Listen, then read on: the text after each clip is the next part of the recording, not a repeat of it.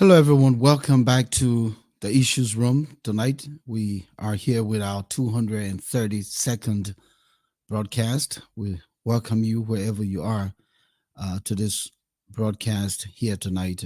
Great conversation is expected. If you've seen our flyer, you know what we'll be talking about tonight. But quickly to acquaint all of you, the Issues Room is a social media platform that comes here to discuss the things that matter, particularly to Liberia and the African continent and that of the diaspora of Black people. So we'd like to encourage you to please, tonight, as you join us here, share our link. It's right there on the flyer. Or if you're on the show right now, you can share with your contact. We also want to remind folks that the show is also on YouTube, Twitter, and LinkedIn. You can catch us there. So, welcome to all of you. It's a pleasure having you here tonight. You Montreal Kringa, see you coming from Minnesota, and also Hashim Fambule and Raymond Clark from uh, Texas.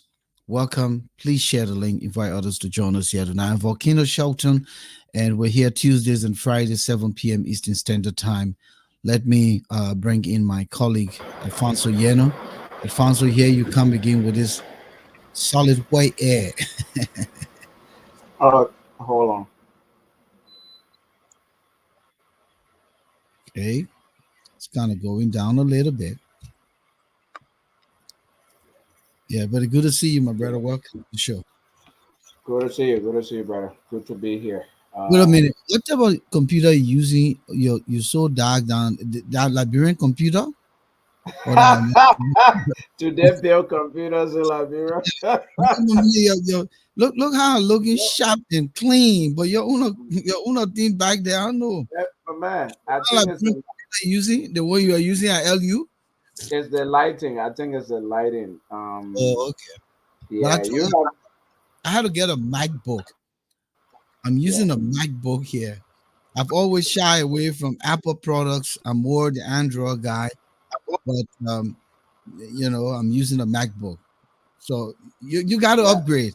Even Moses, you guys got to upgrade. And I'm hoping that Moses will come in here with So, audio tonight. If he doesn't come in with audio, he's not calling in this program.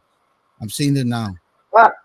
so as we go on, I will improve my lighting. I think it's the lighting in the environment, and also I'll go when we're done. I will actually go in the computer and improve the lighting as well. Okay. So I'm about to bring Moses in. I see him doing a finger and all kind of thing behind it. I'm not even Yeah. sure if he can hear us because again, I don't know what's gonna go on tonight here, but let me try it, man. Moses Sandy, my man. Listen, are you doing this on purpose? Can you hear us? But we We're can't not hear you. hearing. You come back here tonight again with this problem. Buy a new computer. Go to Best Buy, put it on your credit card, get a MacBook, and let's do this thing. Please, man, let's get a MacBook. It's not working, Moses. You can't come here every night now going forward and we'll be doing this. So while you figure out things, Alfonso, tonight conversation we're going to be discussing whether Spoon Network is the now de facto media outlet for the government of Liberia. And we thought to bring this up because it seems to be a compromise of, the purpose for LBS, the purpose of the Ministry of Information, the purpose of Lena, and all of the news arms of the government. We hear, Witherspoon talking about the insiders and who's feeding him information. Uh, he gets real-time information compared to uh, the national government, and that's not only because it's Baka, but it happened with we are time. And so where does LBS come in? We'll be talking about that tonight. It's very important for us to hold this conversation because why then we're expanding LBS if they can't do their job? Uh, President Baka added in a deputy director general for media and new media and rebranding. What does that mean? We talked about it the other night. more of trying to figure out. So we'll be holding that conversation. But for trending news, the rice issue is now the big deal in the town. Um, Minister of Commerce came out and announced a price, and within minutes said the president will be meeting with the business people and come back and say, "Oh no, the price of rice will not increase." Wayne, Mhm. go ahead So and Wayne. That's what I'm saying. Go ahead and Wayne. okay, thank you. So that is an issue at the most recent issue concerning rice price. I haven't really followed, so I think my input in it will not be as informed as I would like it to be. But I do know that over the years in Liberia, the reason why the price of rice has stayed low relatively is because the government has been subsidizing rice importers. So what they do is, the rice importers go out in the market, the import the rice in the country. The government subsidizes them by giving them money to import the rice. Government subsidy helps them to actually import by even giving them access to US dollars. So based upon that, the price of rice has remained artificially low. And artificial because it's not the real price, is because of government's intervention over the years that the price has remained low. And this is something that's happened for decades. Um, um, I don't, Could you kind of work on your head, Ron? Your head is like cut. yeah, yeah, Yeah, there you go. All right. yeah. So I do not know what the circumstances are in this situation. As I said, I haven't really followed this particular situation, but I know under President Weah, my understanding was, and I'll look it up, government was giving upwards of 10 million, if not more, to rice importers, I believe, on a monthly or quarterly basis to import rice just to keep the price of rice low. Now, is that sustainable? And is that what this government is trying to address? Is there something else going on? Those details I'm not privy to, and I do not know.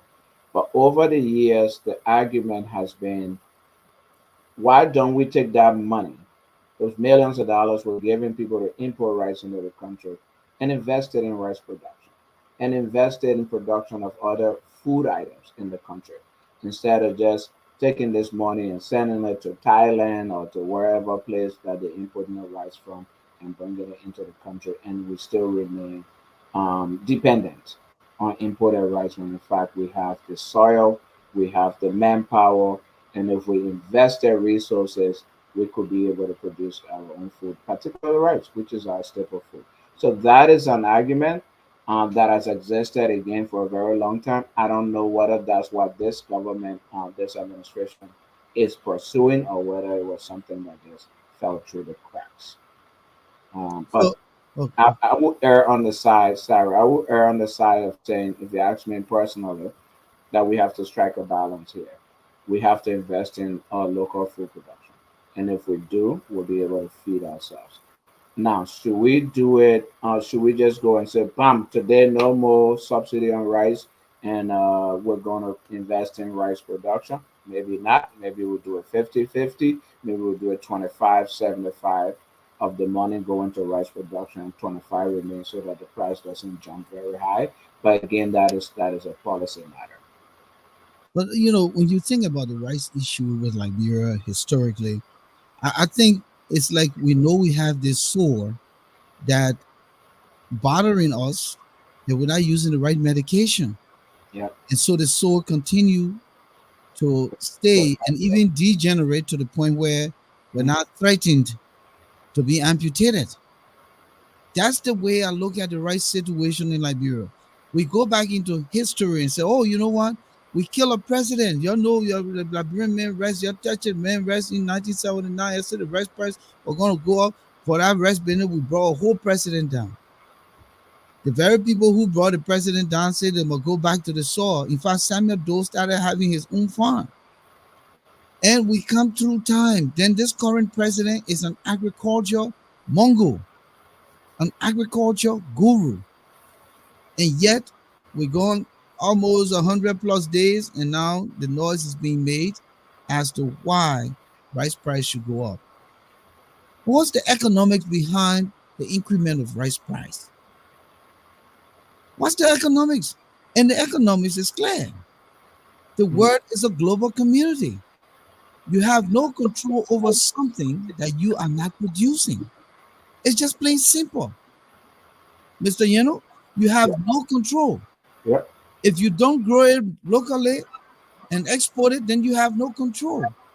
If you Yeah. import it and the people are telling you the prices, the cost to plant, the cost to grow, the cost to fertilize, the cost to harvest, the cost to process, the cost to bag it, the cost to get it shipped globally.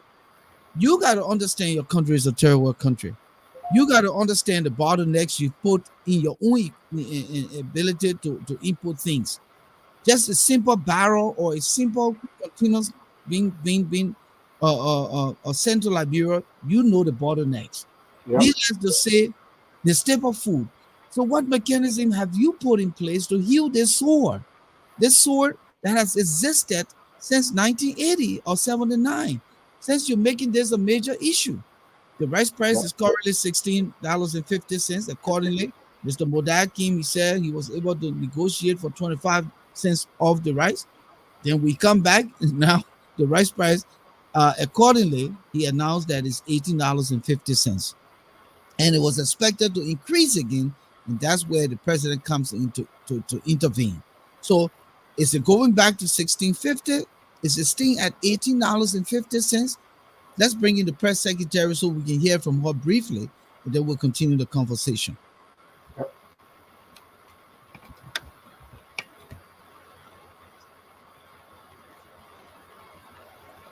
Please close your volume, the mic.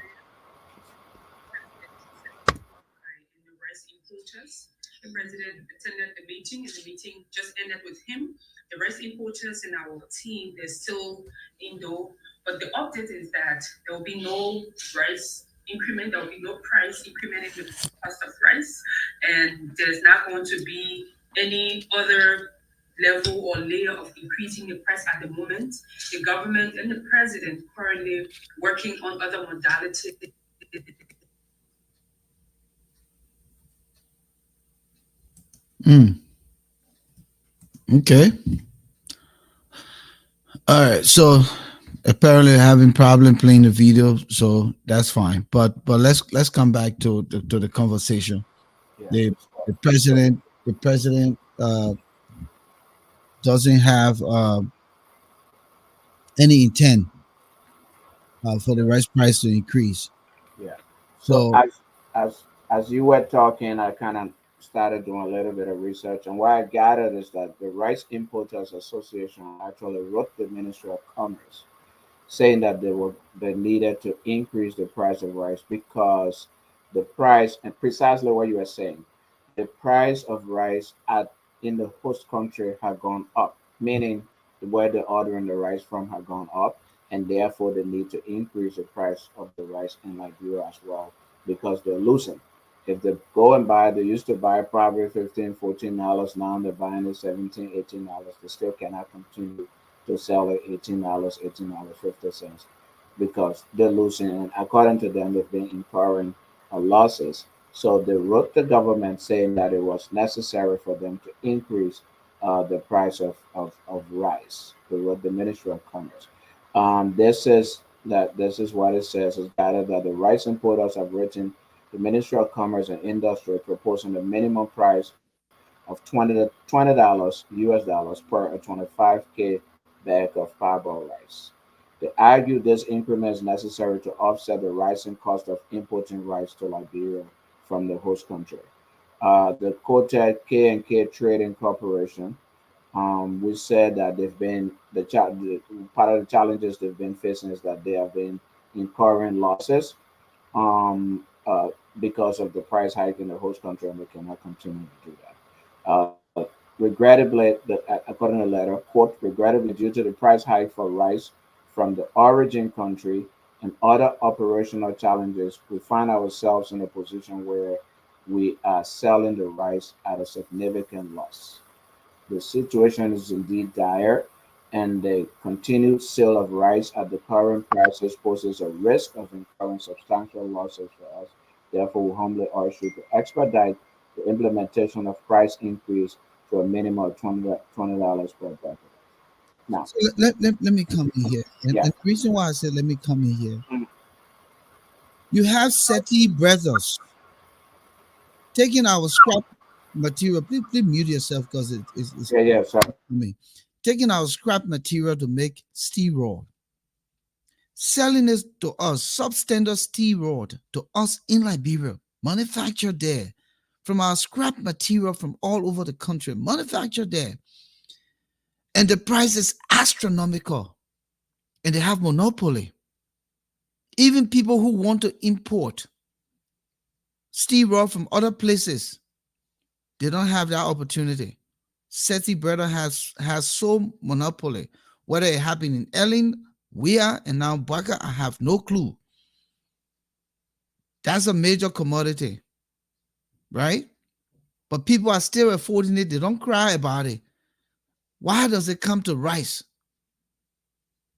Rice that has to be grown. And let me be frank with you. It doesn't mean because you plant this hectare of rice, it means that all the rice, the seed will germinate. Am I right? All of the seeds may not germinate. You have to deal with birds. You have to deal with groundhog. You have to deal with a lot of things. Even if we were to grow rice locally in Liberia, we don't have the mechanism to protect the rice. The people in the interiors, they're using a milk cup and knocking it together to drive the rice. So the point I'm making here, the increment of rice is concomitant with the cost of living in the global economy. And so for the Liberian people to think that they will sit on the behind and not grow rice and expect that rice price will always remain and the president will negotiate a way out, they're wrong. They are wrong. Let me give you the opportunity because this is a fiery issue tonight. They are dead wrong. You can't sit there, something you can produce. You have the capability of producing. You may not be able to produce it on a large scale, but to some greater extent, if the government puts itself in order, they can grow sufficient amount of rice to feed 50% of the population and import another 50%. But we can't continue to think that we can wage war because the increment of rice. It's not possible. You don't grow it, you pay for it outside. Well, the price to sell it to you is what you will buy it for. Come in. Totally agree. I think though the government needs to put a policy, and so there are a few things going on here. The report also said that part of the reason why the price of rice went up in the origin country, which is India, mostly India, is that the government in India added tariff to rice export because again they want to make sure that sufficient rice remains in India, and if they keep it, if they kept the tariff as low as they were, more and more people can just continue to export rice out of India. So they decided to, increase the tariff so that, they'll discourage people from exporting rice out of India. And because we rely on India as one of the largest markets that we take rice from and keep going there, then we have to pay for those tariffs. And business people have to pay for those tariffs, and they're trying to pass the burden on to the government. Now, as you said, you're correct. Usually, when tariffs are added onto things, the cost is passed on to consumers. So in this case, it will be the Liberian consumers who will be bearing the brunt and the consequences of the price hike. Of course, we all know the history of rice in Liberia. So governments don't want that to happen. So then they take the money, the resources, and invest it into basically feeding people. There are a number of things that should happen that I believe should happen, and that can happen. And you're correct with the issue of if that's what you eat, you better try to grow it. And if you're not growing it, then be prepared to pay the higher price, whatever the price is on the market. The But what other is thing bothering me, Alfonso, before you get to the other thing, we're not in desert. We're not in a desert nation. We're not in a Kalahari. We're not in the Sahara. We're in the fertile region of the continent. Rice paddy fields are all over the place, swampy land. We are blessed, but we are lazy and we don't want to do anything about it and think that manna will fall from heaven or the importers will always incur the loss. Who goes into business to lose on the profit? Come on now. Who goes? And the other thing, Alfonso, just before you come in, this legislature we have over there, they want to take all the money in the budget to put in the pockets and salaries.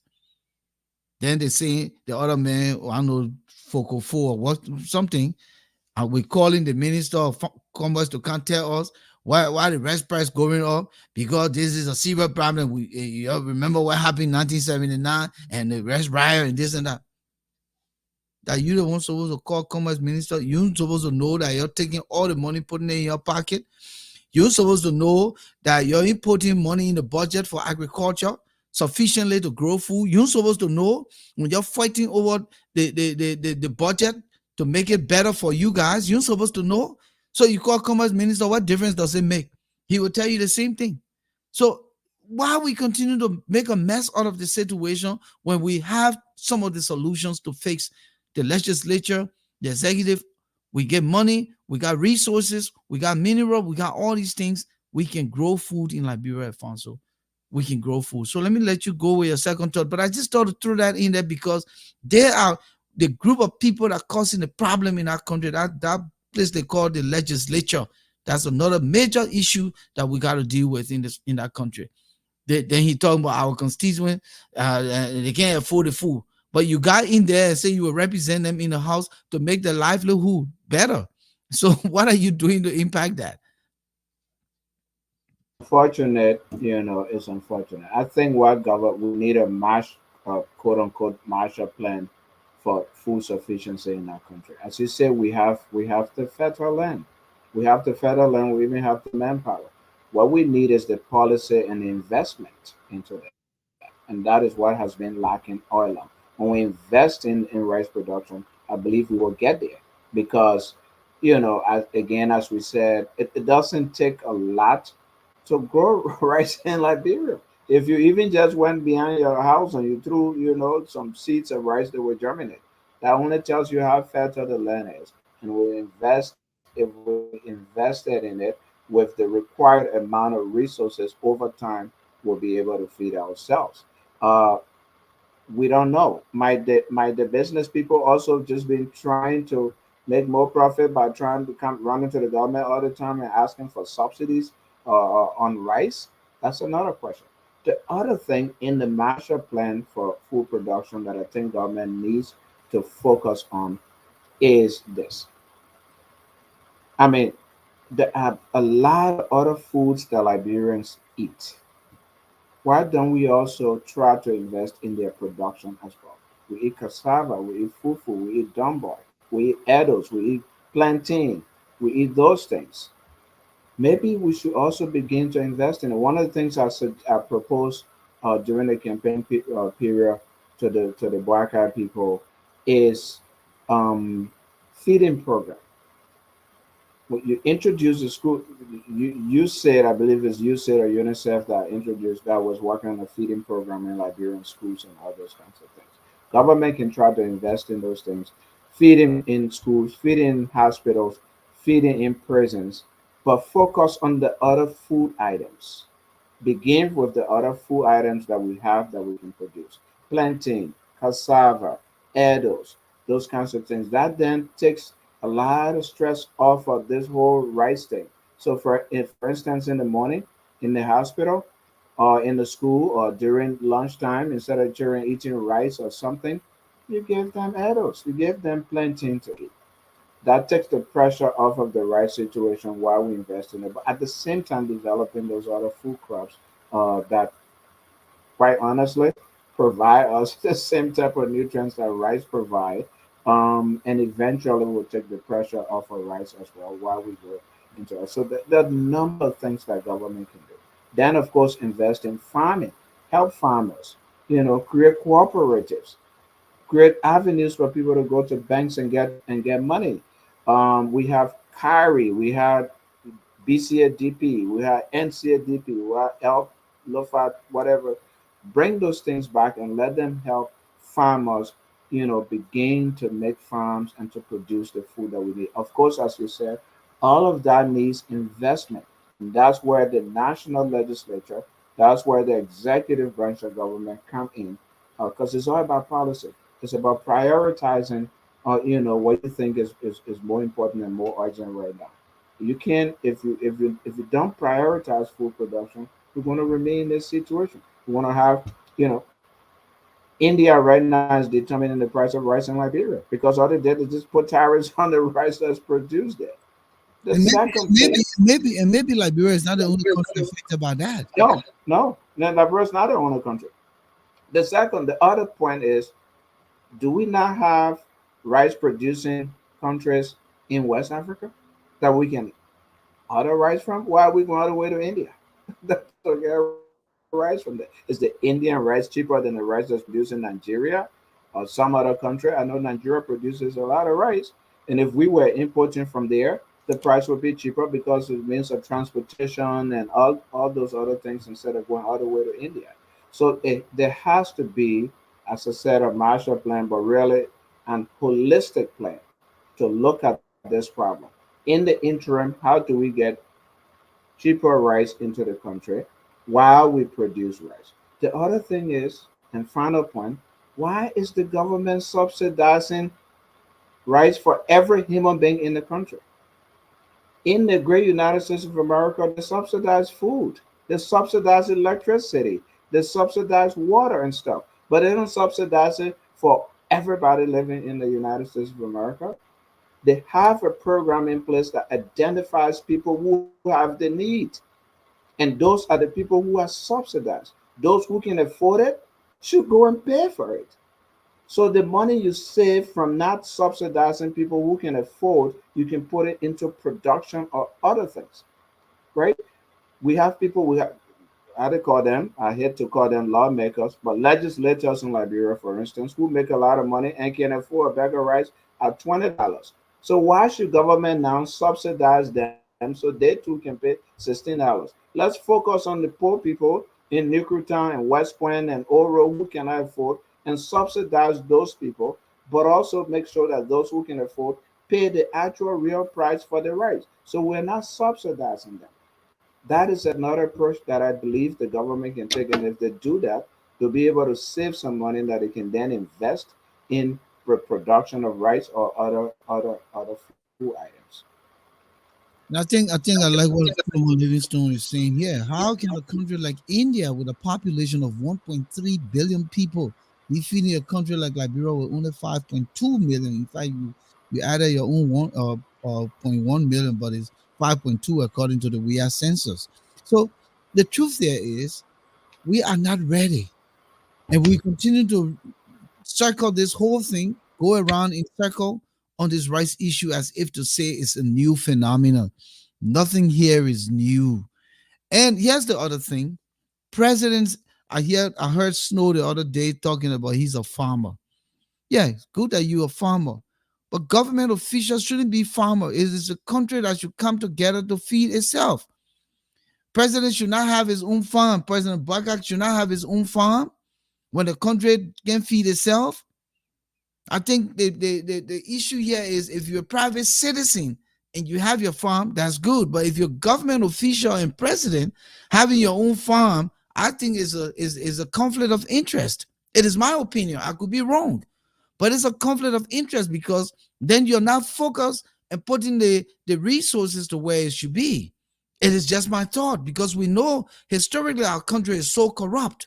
It's corrupt to the very core. So there has been no saint president. And I don't think Boyka going to be a saint president. So the focus now with his background in agriculture, with his background at the LPMC, uh, this should be the focus in the arrest plan because it's not going anywhere. It is not going anywhere. This conversation is not going to go. You can change Amin Modad. You can bring in another commerce minister. They're just what we call the conduit through which the message is given out. Okay? Yeah, we understand Edwin Snow has palm, not rice farm. I'm just saying that he's a farmer. I don't have to be specific about what he's growing. The point I'm making here is when people are taking glory for being farmers and the rest of the country is importing everything, then I don't know what good is the farming doing for the country. We can't get this thing straight, and we continue to change government, we continue to change president, we get nowhere, but yet we have billions of dollars coming into Liberia. We have billions of dollars worth of our minerals and our wealth leaving Liberia, and yet the very one thing that we continue to cry about, we cannot put our hands around. Moses, are you ready? No, you're not ready. So just calling. Moses, just calling. I don't know what you're talking about. I can't hear you. Just calling. We'll bring you live. Just calling. So the point I was making, so that's the issue. Yeah, Alfonso, we have a problem that is existential. And it's not just existential today, it's been existential since antiquity, put it that way. And for us to continue to pretend, what's how you gonna talk to me? You want me to relive? I told you, say as long as a man who can relive. Now I told you to dial in, then you dial in, call my number, I will feed you in. Isn't that what I said? Yeah, I just told him that. I called Yeah, him and told him that. He's call, calling you now. call my number, then I'll feed you in. I'm here looking at the phone. So that's where we are. And this has been an age-old problem for us to continue to pretend that we can subsidize it, like you said. It's not going to change. One of the major commodities in America is gasoline. But what do? Do we go on strike when the gas price goes up? In California, gas is almost $6. Recently, here during the pandemic, we were buying gas for almost $5, and it was just a very regular. But we bought it. Now, people will say, "Oh, you can afford." No, that's not every American can afford gasoline. Let's not get it wrong. And there's no gasoline subsidy given anywhere. Yeah, like go to food stamp and get gasoline stamp and get gasoline. But the point I'm making here, if this is our major commodity, then we got to find a solution to it. And the best person to do this is Joseph Yuma Boyka, the agriculturalist. And this is his movement. He has 5 years plus to get this right, because we can't go another 6 years still trying to fix this problem that is aged old. The problem is there because we have not addressed it. We have not really focused on it. We're putting monies in the wrong places. We're making people rich overnight. Individuals, rich people in Liberia, instead of the country having a middle class to feed itself. That's where the problem is. Moses, yeah, you're live. Go ahead. Let me hear you. Hello. I say you're live, Okay. but you got to put Oh your well. earpiece on so you can follow No, the I flow. got you. I Okay. got you. Yeah. Well, guys, it's a pleasure to be back. Maybe after the show we can have some discussion behind the scene. But this is a very important discussion that we're having today. I'm sure you guys may have already discussed most of the key issues regarding the Yeah, problem of we rice just want you to weigh in in because Liberia. we just want you to weigh in from your end quick because we got to move into the main show. This was just Yeah. a hmm small talk. Yeah. But what I would like to say is that from what has I've listened to, what I have seen happening as of yesterday to today, it seems to suggest that there's a complete breakdown in coordination in this administration. I say so because I don't think the Minister of Commerce will just wake up one morning and say, I'm going to announce an increase in the price of rice. A lot of consultation is known. Rice is a political commodity, it's the nation's staples. So I strongly believe, as a student of administration, I don't think Muda just woke up and went and made a pronouncement. He may have spoken to people in the inner cycle, even if he did not speak to the president. He may have spoken to people who are closer to the president. And I'm sure there was some consensus. So the Minister of Commerce announces an increase in the price of rice. before the day is over, the Liberian government comes to say, "Oh well, the president will meet with rice dealers." I mean, come on, man! It doesn't show no cohesiveness. The president mounts the podium today. He tells the people, "Oh no, after meeting with the rice dealers, he announces that oh, there's going to be no increase in the price of rice." Mr. President, it doesn't work like that. It takes a lot of work to get these things happening. You can sit in the executive mansion and say, well, as far as I'm concerned, the price of rice is going to be $10. The main grand dealer, he's the only dealer. Somebody goes there, they may say, my bag of rice is $20. What do you expect people to do? Nobody rice because they have to live. So I'm simply saying that the government is working in reverse. This pronouncement by President Boaka should not have come after the Minister of Commerce has spoken. If there was a need to meet with the rice dealers, when the minister reached out to other members of the inner cycle, I surmise, I'm just speaking as a student of administration. I don't think Moda just woke up. A lot of things happened behind the scene. So before this man made his pronouncement, the president should have intervened. So look, let me talk to these rice dealers. I want to say the president dropped the ball. The administration, I said, oh, drop the ball. That's what I want to say. And considering the sensitivity of the issue, this is like a potential to put the country in chaos. So it Oh, means yeah. that a lot needs to be thought through before you can come to the public. Now, this is where I am disconnected from this whole thing. If the rice price was $16.50 and the minister pronounced that is now $18.50, 50 a cents. $2 Yeah. increment, what Mhm. are they saying? That the rice price will not be increased? Is it now the pronouncement? Because there was stories going around saying that the rice is expected to go to $20. That $20. was the So speculation. Yeah. I'm confused now, and we need clarification here whether it's going to be 1650 and not the pronounced amount of 1550. Well, They're very vague on Volcano. it. They keep saying the rice will not increase, but the point I'm making here, the minister gave a definitive amount that is now supposed to be the price of rice in the country, $18.50. Instead of saying the rice price will not be increased, you're supposed to say we revoke the 1850, the rice price will remain at 1650. That's clear grammar. That's understandable.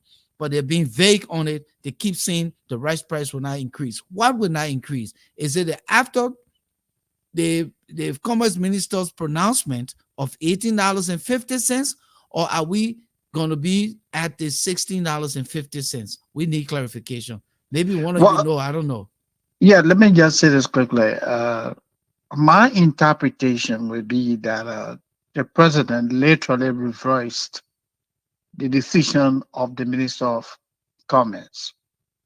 I would want to surmise that following a meeting with the rice dealers, he came to say this cannot happen under my watch. You got to go right back to where we were before, maintain the status quo, the 1650.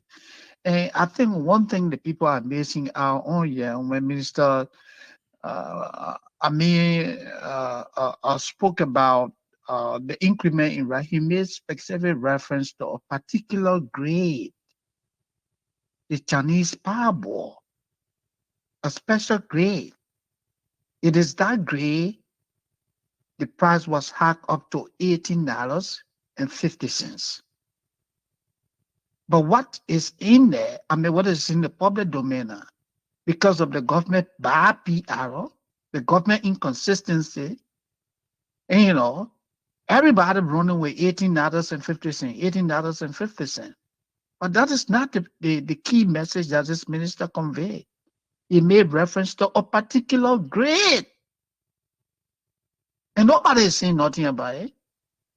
All the politicians in the country, You the meant to say NPP, the Indian rice, not the Chinese yeah, rice. yeah, the Indian rice, yeah, absolutely, Flomo. the CDC, the NPP that have been dead for years, and all the other opposition political parties now, they're running with this because President Boaka and his team dropped the ball. Then it brings the question, where's the Ministry of Information? That should be clarifying, All right, so beautiful. Thank you you know? so much. You have brought us into the main crust of this conversation. So tonight, Moses and Alfonso, we've come here to discuss whether Spoon Network is the de facto media outlet for the government of Liberia. You and I know that Spoon propagated a strong campaign for then candidate Barkai, uh, and is probably former CEO who is still the the owner of the network, Mr. Stanton Witherspoon. You can, when you watch the Spoon talk, you can see how he comes across as the governor of information.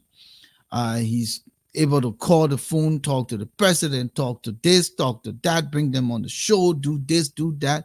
He gets all the information, all of that. So where is the Ministry of Information? Like Moses said, where is the Liberia Broadcasting System? Where is Lena? Because almost everything now is funneled through the Spoon Network. Gentlemen, we've seen this happen with President Taylor then, who wanted to even scrap LBS and go on with his Liberia LCN. Communications Network. Mhm. But some point, I don't know what happened, LBS survived. We saw Mr. Weah came in with his King's FM. So here we are. Thank goodness President Baga did not come in with his own radio station. But apparently we have given the relevance, the government, and I'll say this emphatically, the government has given the relevance to Spoon Network, that even some of the government officials you reach out to come on platforms like our, oh no, we're not up there. We don't have 10 million people watching. And they shy away from professionals, but they want to go to a place where people show up anytime and do their own talking and they feel that everybody can hear them. So the conversation here tonight, why is this government going extra mile to expand, bring in new breed of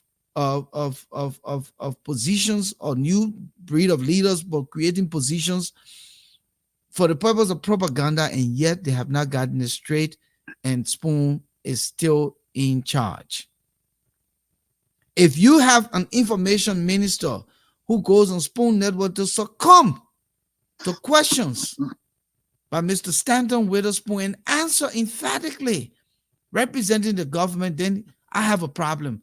What happens to LBS? Why isn't Spoon feeding from LBS information to her network to be able to discuss it? We go to Spoon and we take some of the videos and we give credit for it. Matter of fact, the video here tonight we were trying to play is from the reporter who went there, some Chilopre guy, and we're going to give credit. But then the video stopped playing. I don't know if maybe they influenced Facebook to not play it. But the point I'm making here is, where is LBS setting the trend? Now, how will LBS set the trend? Let's come back to the drawing board. And I'm laying the premise because you guys are going to have enough time to talk. Eugene Fagon, who became the director general of LBS, who never worked there, who has no ties to LBS, who doesn't understand the inner politics of LBS, who knows nothing about LBS journalism, who knows nothing about LBS, because he was a member on the Spoon Talk. He was given an opportunity to run LBS because they made noise during the campaign. So now he is the director general of LBS. But mind you, he is a good friend of Stanton Witherspoon. And it's through the instrumentality of Stanton Witherspoon and his influence, his connection to the current president, Boaka. That's how Eugene Fagon got the job. So are we seeing that LBS is able to become autonomous and utilize its position as the national propaganda machinery for the government in consonant with the Ministry of Information? Or is it going to be business as usual? Where are we Who want to take the lead? I'm just trying to make sure that we understand it. And I want to make sure that our audience listen here tonight. This is not about Witherspoon. This is not about we just looking at the facts. Is the government going to go private sector to have its message propagated, or is it going to stay within the confines of the institutions that were created to propagate this message, and then the private sector can come to the government to get, the information later on. So, since I just came first, I beg you, let me take the lead on this. Well, look, Volcano, tonight I want to tell the many viewers that whatever that we're going to say here tonight is nothing personal. We will be speaking as career journalists. People will know the relevance of communication and how it should be handled. First, I will come from the strength perspective. I would like to thank Mr. Witherspoon and his team for helping to bridge the communication gap in Liberia. Whether we like it or not, the Spoon Network in today's Liberia is the biggest media outlet. This guy has more than 3 radio stations, and he has his men deployed across the country. He's more competitive as compared to even the Liberian government. And that just tells you how shameful it is that you have a private citizen that is more powerful in terms of media coverage as compared to the Ministry of Information, the Liberia Broadcasting System. It's shameful. And that tells you the power of communication. Absolutely. The power of communication. People Yeah. don't know the power of communication. No, they don't. Yeah. And so let me give them credit on that. Now, let me come from another perspective here, the critical perspective, which of course Mr. Spoon will not want to hear tonight. First, Stanton Witherspoon is not a journalist. He doesn't know how the media works. You can see his style of presentation, you know, it's very primitive. He has no understanding of journalism. Mr. Spoon will invite you to Spoon as a guest and literally berate you. You know, he calling all over the place, diving into issues that are completely unrelated for why you were invited. So it tells you that his style of journalism is very crude because he doesn't know how the media works. Having multiplicity of radio stations or television stations doesn't make you a journalist. So if Mr. Spoon wants to be a journalist, maybe he just need to go to school and learn the basic arts. That's number one. Number two, it is often said in journalism that the medium is the message. I say so because if the medium is not credible, then the message is also not going to be credible. And this is where I would like to throw it at the feet of Mr. Witherspoon. Mr. Witherspoon has integrity problem globally. Witherspoon is known globally as a criminal.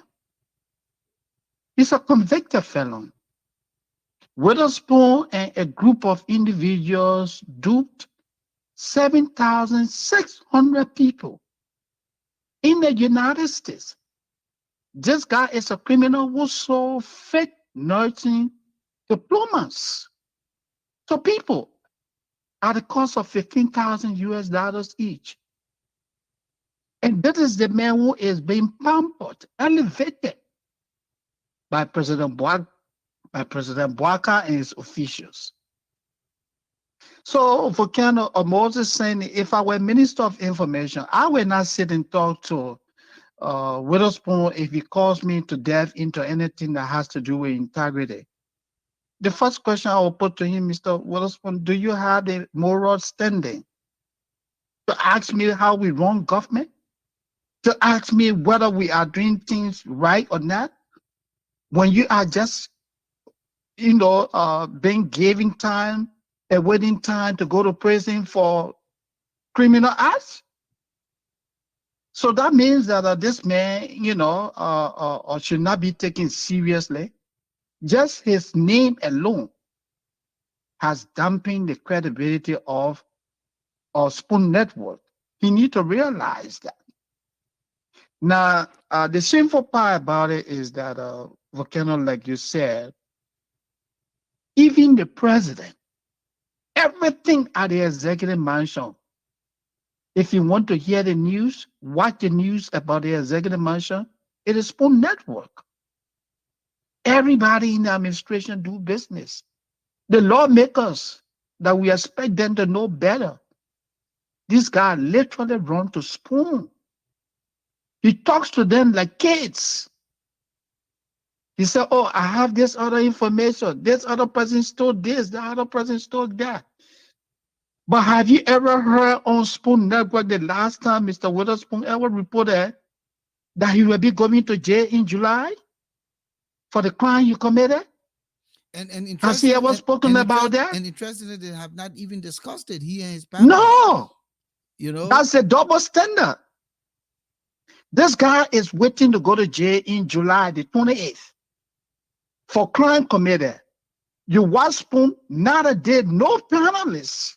I challenge any of the panelists to tell me that they ever mounted at a platform and told Mr. Witherspoon that you're going to prison in July of 2024. Nobody says that. Our Minister of Information says that. Our Director of Police says that. All of our prominent government officials, they sit and be quizzed by a convicted felon. Come on, man. let's hear from Alfonso. Pause a little bit. Yes, let me pause. Mr. Yeno. Yeah. Richard. I mean, I'm sorry. Discuss Moses. here. Moses really went. Moses went out. He went all out. He went water. I don't think I'll go that far on this issue. Mr. Witherspoon runs a private media institution. It's not owned by the government of Liberia. It's a private institution. He can decide to run it the way he wishes, as long as it's run within the confines of the law. He can decide to put somebody who's not a journalist on the show. He can decide to even be the journalist. We know of a lot of people who run talk shows and who interview people who are not journalists, who never went to journalism school and who never practiced journalism before. And it's left with the viewers and it's left with the guests and left with to decide whether or not they want to go there, whether or not they want to subject themselves to that line of questioning, etc. So I wouldn't fault Mr. Witherspoon on that. Mr. Witherspoon, as we all know, and the Spoon Network is the largest network in the country, and not just in Liberia, but also in the diaspora. So, of course, people who want to get their messages out there will go there if they can have the opportunity to go there because they know they will be heard, when they go there by a good number of interested citizens. So again, people decide to go there. Of course, there's the moral element, which I think Moses talked about. There's also the public interest element, which you have talked about. So which then doesn't fall on Mr. Witherspoon per se, but on the public officials. The people who are public officials are the ones who should be held accountable here. If there's anything that we want to hold people accountable for, not Mr. Witherspoon. Um, I do understand that governments want to get their messages out, that everybody wants to get their message out, and they want to go to the largest platform. They want to go to a place where people will hear their message. I would just advise that, you know, advise them that the largest platform doesn't necessarily mean the only platform, and it also doesn't necessarily mean the best platform. It doesn't necessarily mean that you have a caliber of people on there who will try to get the right information out of you and project it out there as you would like it to go. So the government officials should be even handed in terms of reaching out to the various media institutions and media personalities and disseminating their information. In as much as a lot of people listen to Spoon or your BC or whatever, it doesn't mean that everybody listens to those networks. So it's good to also, diversify your sources of information dissemination. That would be my advice to them. The little caveat I would like to um, add here is, given my background as a human rights person, I hate to punish people um, multiple times. And I think in criminal justice and in human rights, it's called collateral consequences. So somebody commits a crime, they go to jail, they serve their term, they come back and you say they can't get a job because of that crime. Meanwhile, they've already served their term and paid their dues to society. Or they can't vote. They can't register to vote. Meanwhile, they've already gone to jail, and the crime they committed is not even related to voting and all of that, those kinds of things. So I want us to be a little careful with that, not to entirely say cut Mr. Witherspoon out of society because he committed a crime. I think the justice system has a process and has and the justice system in the United States has a way of has devised punishments to fit the crimes that people commit. So if he's going to go to prison and serve his term, that should be it. Now, morally, personally, morally, and even in terms of holding public officials accountable, we can decide on a personal note. I'm not going to interact with that person because of his crimes, and we can hold our governments responsible for that. But I would hesitate not to go too far as to take away some of those important rights that I believe, as a human rights activist, every citizen should enjoy. I think the issue here is not taking away his rights or Right. looking at him from a perspective of being a criminal, but the lane that he takes. Okay, so for instance, let me put it this way: if I got a ticket for driving Under the influence. under the influence, how am I going to come and hold a talk show to talk to people who drove under the influence? Yes. That's the point. So how can Are you you be probing qualified? people about corruption when you Yeah. just stole 111 to 114 million dollars in Yes. taxpayers' money in Hmm. America, and you just restituted a good portion, and you're still buying your way to have freedom to be able to bully the greater society? That's what it's about.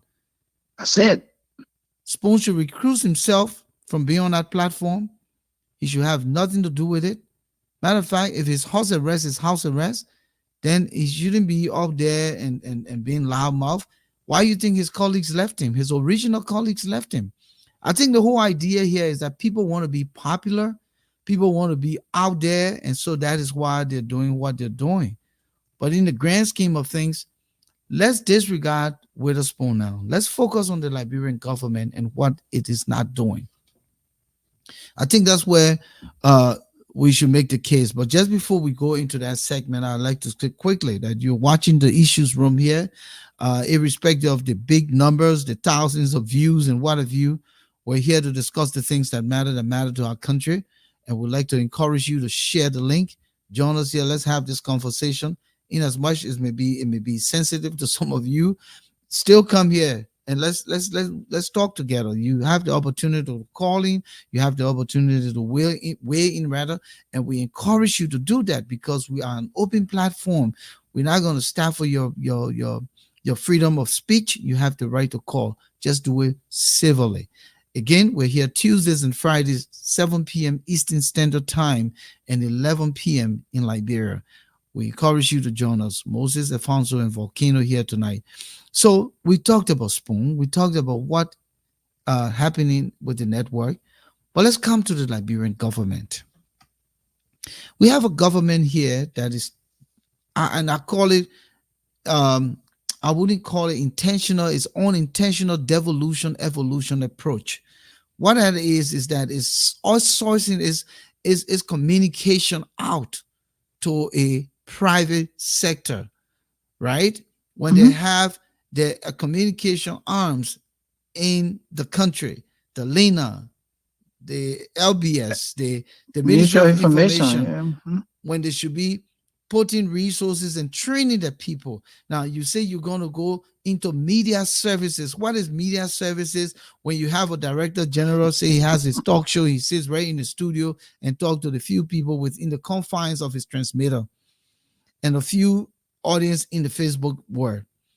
What have you done to rebrand? What is the communication approach you utilizing to silence spoons? Because you can. If Of you course. claim to be the national entity for propaganda, then you should have the technocratic know-how. You should bring in The social logistics and media. You all have of that, social yeah. media gurus. You should bring in production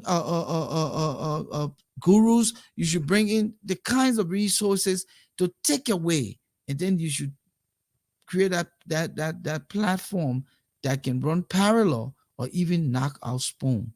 You can do it. That should be the government's focus.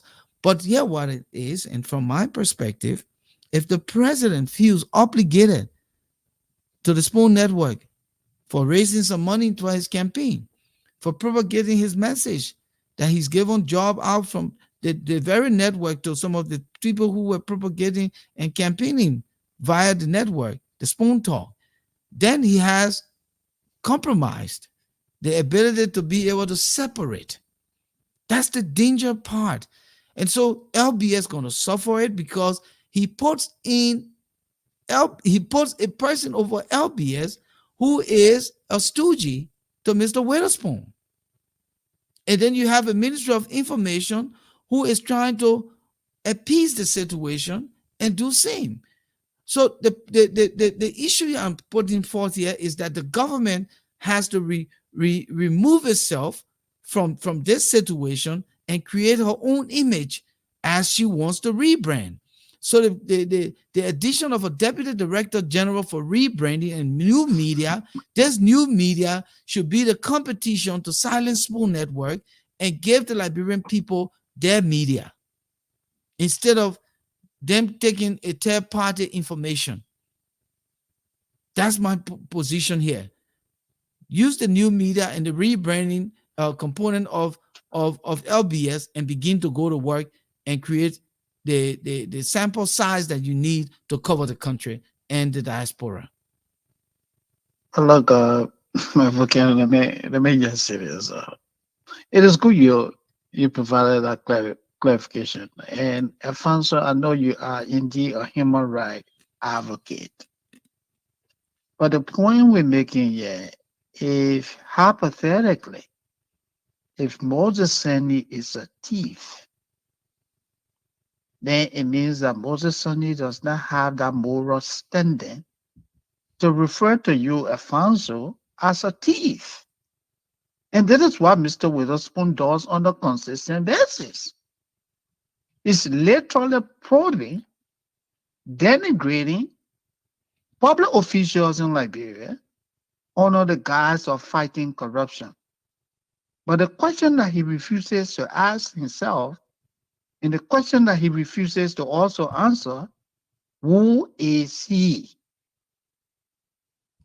Until Spoon tells me that he has that moral standing, our Moses Sandy will not sit with Witherspoon to discuss anything that has to do with integrity.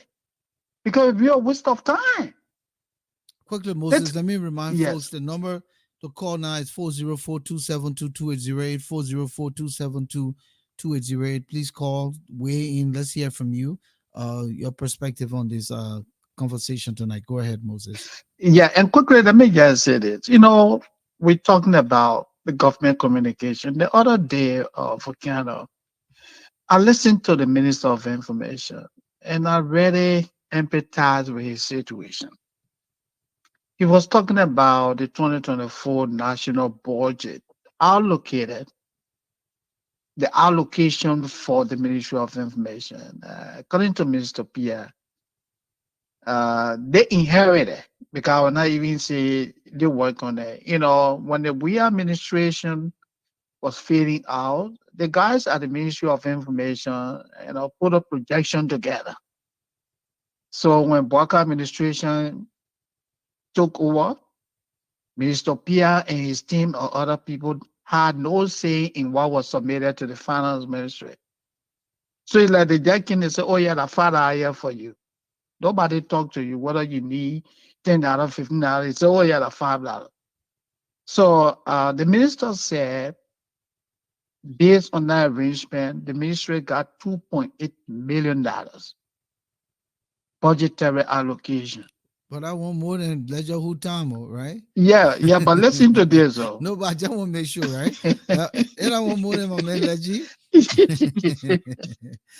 So the minister said, of the $2.8 million of administrative costs and salaries,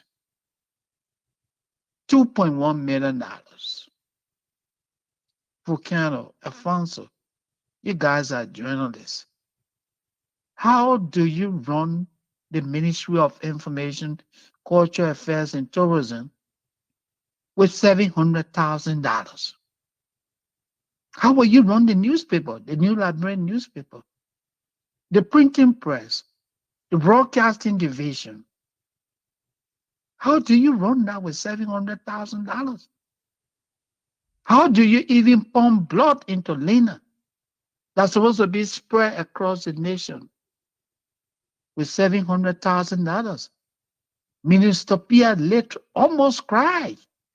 He said, well, I think our government has to be serious about communication. Let me bring in River Says Pro. Stay right Yes. there. Mhm. Hold right there. Don't go. Uh, Let me try to merge this call. River Says Pro.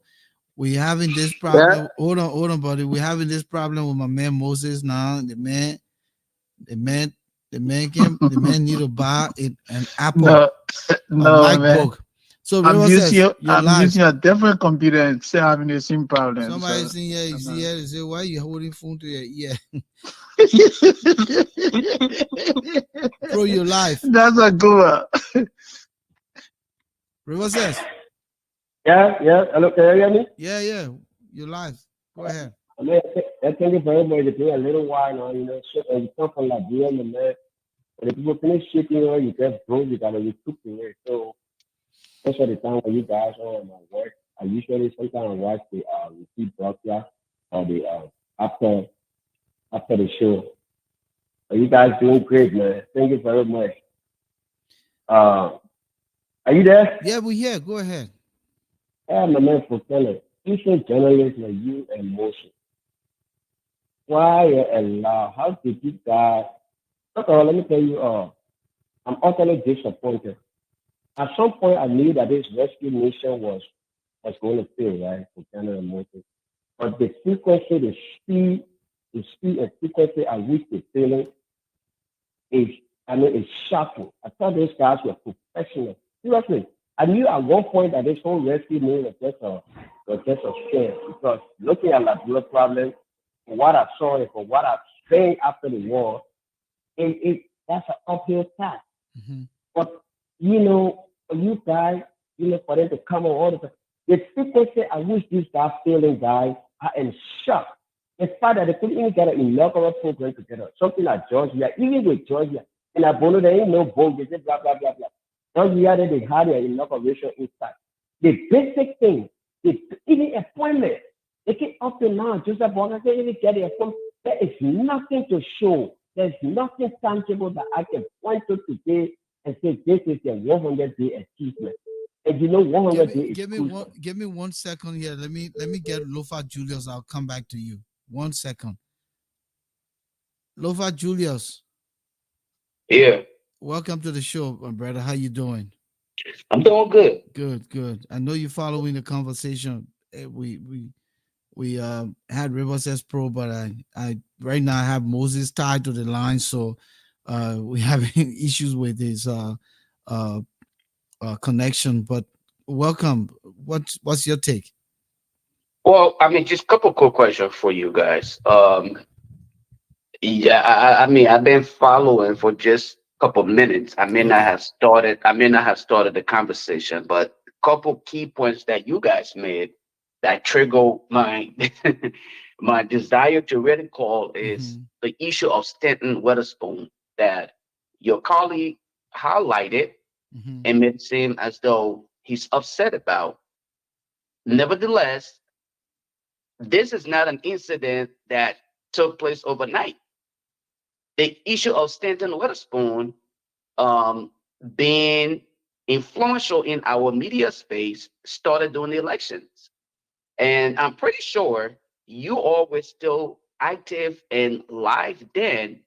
I did not hear your colleague being so furious about his contribution. Then it was members from the CDC government who were appearing on Spoon Network.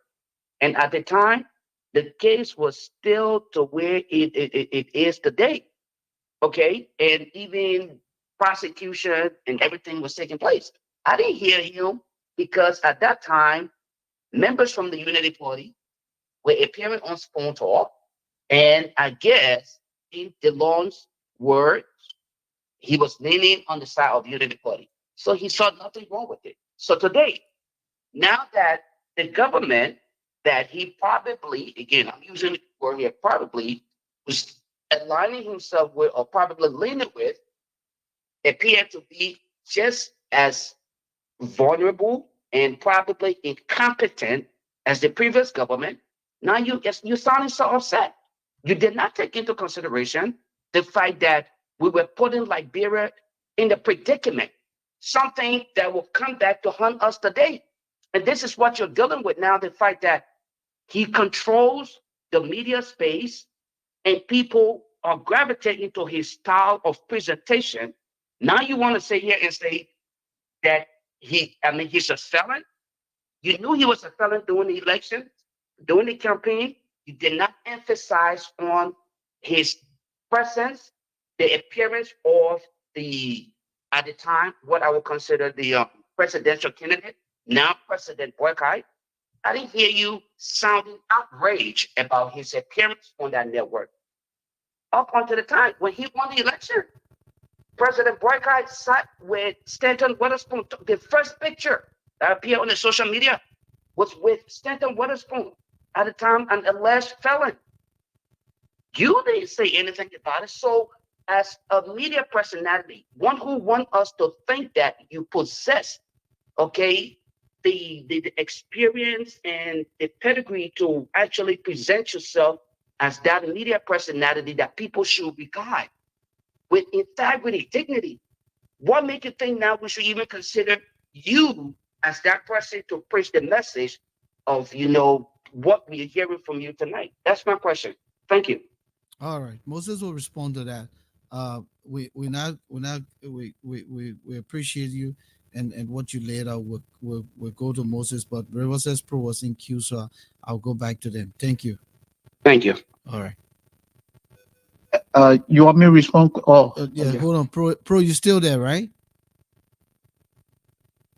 Rivers Pro. Yes, yes, yes, Yeah, yes. I'm yeah, still there. yeah. So make your point quick so Moses can respond to Lofa Julius. Yeah. So yeah, that was my. And then my second thing, as far as your topic, let me finish. I will just give it a little. In line with what my fellow Lopa just said too. Volcano, you guys are media. Not, I wouldn't say group, but back then you guys were the face of broadcasting in Liberia. And you guys were there, and all these things happened. I think as far as the Ministry of Information, when you look at that extension with this, and you look at the media, and when you look at Facebook, I think that ministry is going to be it's going to be. I mean, it's not going to be relevant anymore because people, I bet you, all your government officials are going on Spoon. Nobody wants most of you guys in an ideal world. We're supposed to be listening to Moses and Volcano because these are the people that I grew up knowing. But you see what happened now? People trust in gossip more than actual news. So that's why we got 6 viewers or 10 viewers. Go and watch Spoon right now. So I think, the fact that you guys, did not, I mean, you guys are the one that promoted this very Spoon and all these gossip. So, I mean, So you saying we promoted Spoon? yeah, my man, all of y'all, My man, listen, let me be frank with you. If I stole $111 million, I would be broadcasting from space. No, the man had the money. Say The man, 114 million. whatever it was, I would be broadcasting from space, and it won't even sound like the thing they're doing that. So this is not jealousy talk. We're just calling a spade a spade. And I think the conversation is good, and I like the perspectives you guys are coming from. So we'll go back to Moses to hear what he has to say with regards to why he Okay. didn't talk. But maybe you didn't follow most of our production. We did mention some of those things in the past. Go ahead, Okay. Moses. Thank you, River Yeah. Says. Good to have you. Look, All right. I hope my brother Lofa Julius and Larissa Probe. I hope you guys are listening. I just want to give you a take home assignment. When you get off this podcast, just go into Google and type Moses D. Sandy slash Stanton Witherspoon. You will see the disposition. You will see the stance that took when this man was charged for robbing people in the United States. I call for him then that he should recuse himself from the show and that he should resign. I said because of his legal issues, the credibility of Spoon Network was at stake. So please, this is your homework, Jeremy. Just go in and type the name Moses Sandy Stanton Witherspoon. It's a very popular name. That's the answer I want to give the both of you. Besides that, we have spoken on these issues consistently. It's nothing personal, like Volcano said. If I'm going to point fingers at Volcano for being a criminal, hypothetically, and I'm also a criminal, that's double standard. Yes, Let's hear from thank you. Alfonso. So yeah, so as again, I believe in ethics and the rule of law and justice. Definitely, I think that we all have personal responsibility in our lives, and we should behave responsibly. And if we do anything that's wrong, that impacts society one way or the other, that breaks the ethics and rules of society, we should definitely be remorseful and repentant and try to make it up with society. So I'm not suggesting here that Mr. Witherspoon should go scot free or whatever. What and it again, the decision to interact with Mr. Witherspoon or not to interact with Mr. Witherspoon because of his conviction is a personal decision that we all as individuals should make.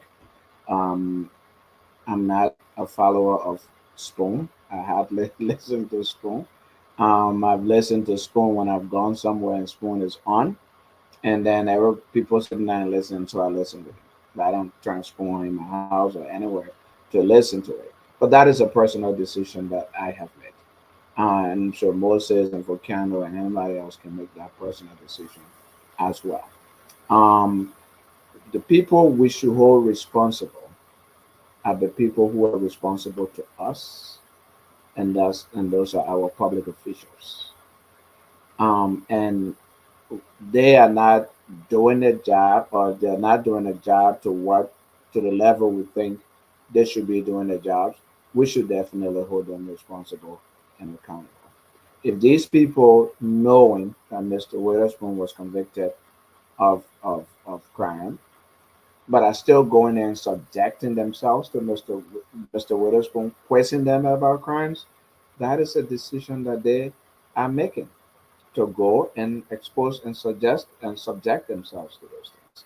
Um, but in terms of doing the job, then we, the people who deserve, should be the ones holding them accountable if we believe that they are not living up to the ethics, to the professionalism, or even doing the jobs in terms of informing, educating the Liberian people that they should be doing. Um, I have an issue with the way the information and communication system in the new government is functioning. I think they can do better. I think they should be doing better. Take the issue of the rights that we just talked about. Take the issue of the safety and security. safety with helmets and all of those things that we talked about the other day. I haven't heard anything from the communication arm of government in terms of educating people in terms of what they should be doing. I think that whole policy about motorbikes, people wearing helmets, and all of those things is an important safety issue. But I think that policy, the implementation, should have been preceded with education, and education should continue today with jingles caught on LBC and private radio stations and newspapers, like what they used to do with Balawala then dancing in the street and giving messages about the safety, the importance of wearing helmets and wearing, and wearing, vests to ride motorbikes. And I think if you educate people and they realize that it is about their safety, it's about their health, it's about the well-being, their own well-being, well-being of the family, they will accept those things. But in that vacuum, you let politicians, so-called politicians, and other people step in and exploit the situation. Now it becomes you're taking food out of the poor people's mouth who's riding motorbike to feed their families. That's just one of the failures of the communication system of this administration that I will point to. The issue of the rice, rice price going up, rice price not going up, and this, that, and the president. Where is the communication? Where's the education to the people about these are the challenges that we are facing? India increased tariffs on rice by 20%. That means the price of rice will go up. What do we do? How can we fix this problem? Go to the public and educate them. They have a deputy on new media and rebranding. That's a For new very media. that's a very important position because media is no longer the way it used to be. How many people sit down now in the past and take a radio and sit by a radio station to listen for a lot of time? A lot of people now get their news from Facebook, from YouTube, and those kinds of things. So has the government do well by itself and by citizens to invest to go into that space. Let So me take yes, this call. these are important spaces to enter. I just want to make those points. You can go ahead. Yeah. The caller from Minnesota, 5847. Can you lower all your gadgets, please? Are you there? Yes, can you hear me? Yeah, great. Your name? I'm actually calling from Michigan. My name is Gwen. Oh, welcome, Gwen. Hey, I've been writing a lot of Tabitha on your page, but Is this I Gwen said, let Jones me, Smith? yeah, Gwen Johnson. Okay. All right. I said, let me call. I hear Moses Sani said, want to do our homework. I said, we doing no homework. Okay. He was supposed to do a homework when he was selling our government to the people, and the government got a lot of work to do. They need Hey, to the step up ANC to the woman. plate to transform the people life. This is not about easy no more. Go We ahead. sat on this platform multiple times and heard the message. The papa got experience. The Mhm. papa will do the right thing. And we still trusting in him. It's too early. Moses Sandy, it's too early to start complaining. That we don't want to be complaining. We can start complaining, you waiting for you to transform the lives of the No, people. but Gwen, it won't be fair to Moses. You gotta weigh on that thing, chocolate, before you complain. If Moses sees No, something that needs to be, but we that's true. But uh-huh. we are who got the insight. You see it that we who in the back, we know much about government. We just met people that we don't want knew that this thing was not going to be. Another news breaking pretty soon that the people in the government getting huge kickbacks. They're getting kickbacks for rice, they're getting kickbacks for everything. In the meantime, our people stay suffering. Mm-hmm. The people in the country, my brother told me, he says, sister, come, my brother was voting for CDC. My brother said, I'm voting for Mr. Cummings. I'm voting for nobody because I know George Weah, he ain't doing it, but he will try. And I was totally against him. He told me, he said, sister, hey, we knew the papa couldn't do it. Oh. He said, right now people crying in the corner, they shame to come outside to talk. But let me tell you something about Spoon, Rusty Spoon. The government not going to get rid of him because they know what he will do to them. The same thing he did to George Weah. He will call people and Spoon got so many radio stations around Monrovia. He controlling it, like I think he controlling the biggest platform in propagating news. ERBC now doing their work. And then don't forget UG Fargo went to ERBC because of Spoon. If the government turned around to turn their back to Spoon, he would do a lot of bad things to them, just what he did to CDC government. So the government got it. They will know how to get rid of Spoon. It will be difficult for them. Thanks for the insight. Yeah, they will not, because you saw when George we had to turn their back on with us. What he do to them. That's the power. And That's the power of the media, and that's where. yes, and that's why the government should step up. But that's what we're saying. The government needs. Yeah, to that step one up. part support you, but I Okay. support you when you start out here and support the government. And the thing about it is, What they think you're doing in our career, this platform here own no loyalty to nobody. We never came here. We asked y'all to bring comments here. You said no. We no, asked, let me tell you, we asked even for George, we have people to come. They said no. So the few Burger people are coming, and when we're talking so who to Burger people Moses Sunday, because I didn't want you to be. But no, on a serious note, I just messing with Moses. I appreciate your platform. I know it can usually be a small platform, but you get good information from it. And I like the professionalism, from long ago journalism that you guys practice. And we know we who grew up normal days, we respect that. But some of us knew from the very get-go, it's not about Joseph Boyka. We got no hatred, nothing against the past. But the people that was going to surround him, we knew what they were up to, and they are proving, themselves right. I hope that Liberia will turn the He will corner. wake I'm up not soon. kidding. Look at the children in Rivers today taking government exam in the darkness under the mosquito light, under the street light, in the night. Can you imagine going to school in this America where your children taking tests in the darkness? What will happen? Okay, all that thing, not Burger brought it. Now Brecker brought it, but I was government hoping and that he so. would change But how it. it will We were change now? hoping. And that one we fighting. The people say they're fighting. So let's just Yeah, keep. we're Let's just fighting, yes, let's just keep fighting. but sure, you know that you will your actions will tell what will happen, right? Okay. Your actions now will tell the future. All right. But if you're not even putting money into agriculture, you're not even putting money, you're putting all the money back into the upper level people pay, then what will change? So thank you. Thank you, Gwen. Okay. Moses, Yeah. let's Yeah. watch the time, man. We Mhm. 8:30. Quickly. So we got only Yeah. 5 minutes here. Okay. Yeah, quickly. I just want to say, like you said, kind of people say, well, we sold a government. We did not sell a government. We spoke to those issues. We That's felt why so them, government, I got money in my pocket, my man. yeah, we didn't sell They any put in government. get a job. They call you and myself to get a job. We're not selling government. We're just, let me say this before you say this. I personally wanted good for Liberia. I personally put for good ideas and good suggestions to President Weah from the days when we were having these kinds of conversation. So I propagate a message for no one.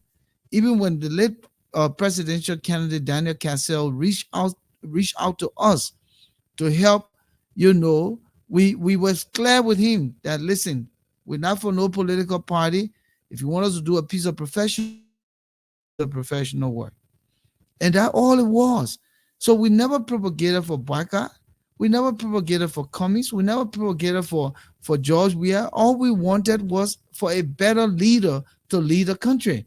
And so if the Liberian people found Baka to be the one based on all of the messages propagated, then so be it. The ball is in his court. He said Liberia lacked leadership. So now he must step to the plate and produce leadership. And we're not going to go silent on President Baka. We're going to hold him to the same standards we held President Weah. So I got no relationship to his government. I got no position in his government for me to be quiet. So I don't know why people keep thinking that the Issues Room is a unity party platform. You're wrong. No. The Issues Room doesn't belong to the Unity Party. But in the first place, if I were given a job in Liberia, even if President Baka acknowledged that I should be given a job in Liberia, I'm not serving him. I'm serving the Liberian people. Now, if If the term will and pleasure of the president, if that's what it is, then I don't want the job. I don't want a job. So let me make that clear. I don't serve at the will and pleasure of anyone. I serve with my competence, my qualification, and my ability to perform and deliver on the expectations set forth by my job and the description with enshrined within the job and other duties as assigned. This is how I have worked my entire life. I agree. Go ahead. Yeah, and quickly let me just say that those who hold a view that we saw the United Party or we saw the government, we did not. But what we did then, and we don't regret what we did because we felt, and Liberians who are nationalists, we agreed that the Weir administration, with Liberia being under the Weir administration, there would have been no future. Liberia had no future under the Weir administration. The CDC were a bunch of individuals who came together to literally loot that country. There was no structure. The president was never in charge. The country was on autopilot. If calling out those things are things that people consider to be well supporting the Unity Party, then I would say, well, yes, I supported the Unity Party. All we wanted But I was also a supported change. I also supported the ANC. If Cummings had won the Yeah, presidency, I was gonna be we on just board. wanted a change. Because I would not sit here and pretend that we didn't want Weah to be president anymore. His 6 years was No. enough. Mhm. So yes, we propagated for whoever. If even Clarence Momolu was to become a Moneybar, rather Clarence Moneybar was to become president, I'm fine with it. If Sarah Yes. Yanati Bet, what the other guy named Appeton, if Appeton was to become president, I'm fine with it. That's how much we, as a platform, saw that we are didn't mean well. He didn't want to change. We gave him, we did everything to help awaken him, but he felt he was untouchable. He was the emperor who was naked and thought that he was in royal gown. But listen, I think the last thing I want us to do quickly before we go to Manesumo stuff, and then what type of country is this? What, from your perspective, Alfonso, you've been around the media, even though you're a social rights advocate, but you're still a journalist. I see you as a journalist. What can the government do now with where we are and the strain on its ability to be able to to win the Liberian people back to LBS and to the Ministry of Information? What can the government do with the creation of a new media and rebranding and all of that? What can it do to even go at least parallel with Spoon Network? We know the power of communication. And one person who used the power of communication well was Charles Stiller. He used it to his advantage, and that is how he became president in Liberia. Yeah. And we see what has done. We know that the 100+ million, some of the money, he was able to build his empire. He was looking at a future where if he had control over the media in Liberia, he has control over the country. And what can LBS, Ministry of Information, and the Bwaka-led government do to regain some degree of parallel ability to win its back nationally and internationally? So first of all, I want to say that the current administration is doing well. It's doing good under the circumstances, under what it has inherited, is in a number of areas. Is it doing perfectly? No.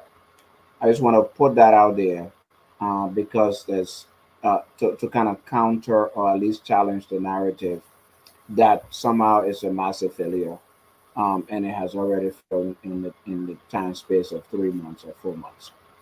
That a lot of significant things that they've done, that they have accomplished, and I believe that they will continue to accomplish. But those things will not happen overnight because of the decay, the massive decay that they inherited, including a really bloated administration, including horrible policies, under which legislators were getting thousands of dollars every 3 years for themselves, under which we're now subsidizing rice importers over several years.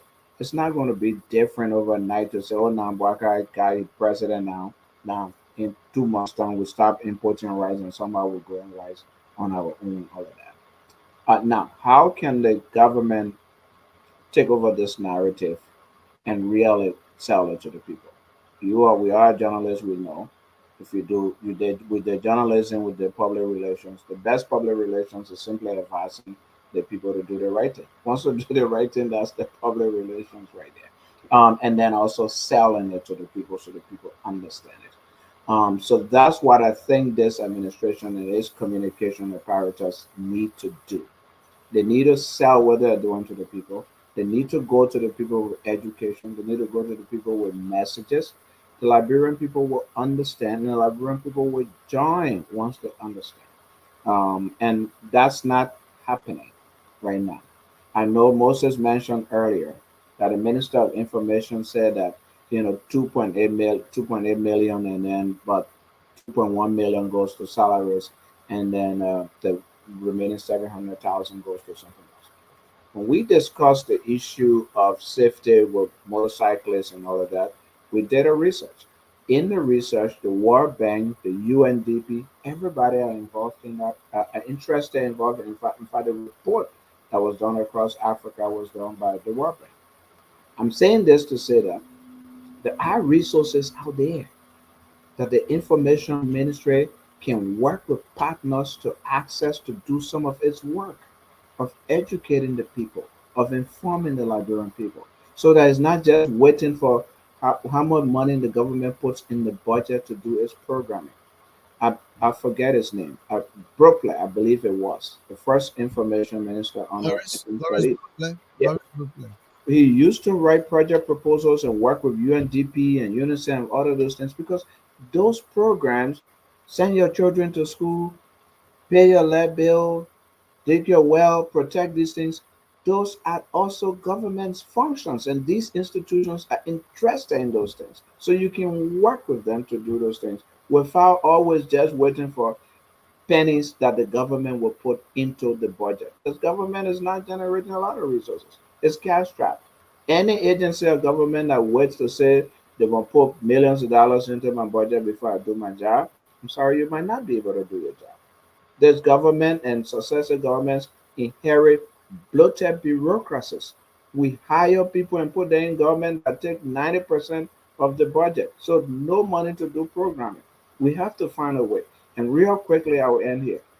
The Ministry of Information, Cultural Affairs, and Tourism, if they really tie their boots and sit down and think about things, can generate a lot of resources, a lot of money from tourism, from a lot of other things that they can do. Airtime. When I work at Justin Peace, we used to pay for airtime for ELBC. They can take that money, invest in other things, new media, build website, do all of those things, broadcast on YouTube and social media, cut jingles and send them to issues room, to all of these places, and inform the people. So there's a lot of things that they can do that do not necessarily have to depend on how much money the legislature puts in their budget.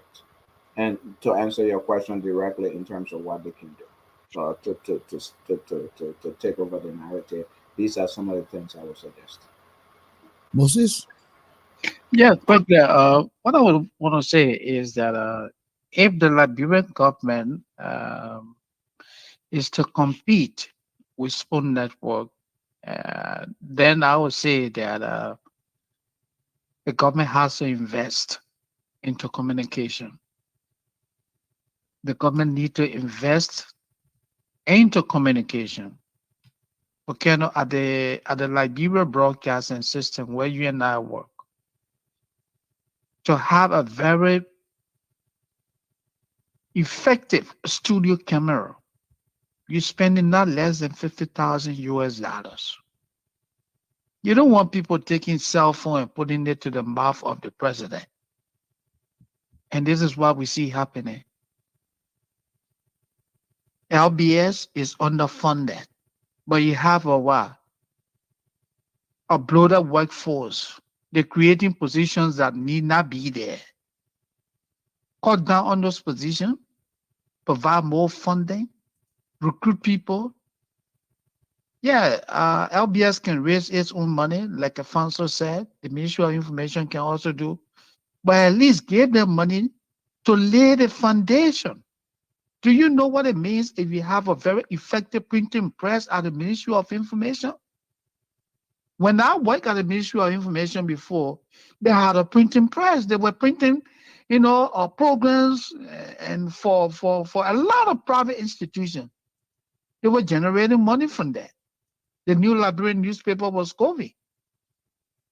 But today, everything is at zero. LBS budget is less than $2 million. How do you pay your workers and then maintain the system? Then you got somebody who's sending over $140 million that he got illegally, and you say you will compete with that man? You cannot. That's the way forward. Investment. Government must prioritize its communication, network. Other than that, nothing EOBC will do. All right. Okay. Thank you. Let me just play this promo quick. It's from this young man called Destiny, and this is done by the Pinsville Corporation. And he sent it to me to kind of propagate it out here.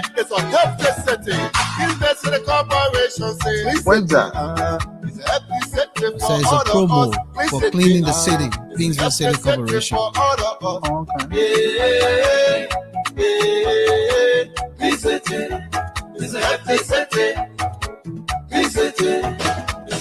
Cleanliness is next to godliness.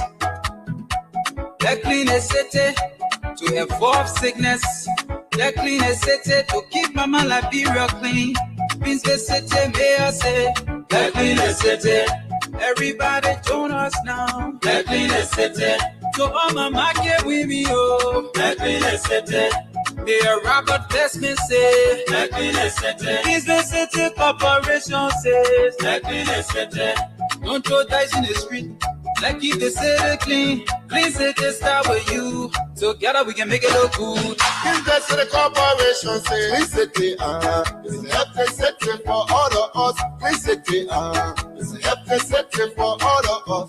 Yeah, clean city. It's a happy city. Clean city. It's a happy city. My Liberian people, let's keep the city clean. Let's stop throwing death in the street. The street is not a dump site. If you are sitting on the street, make sure to get a bag to put all your death inside.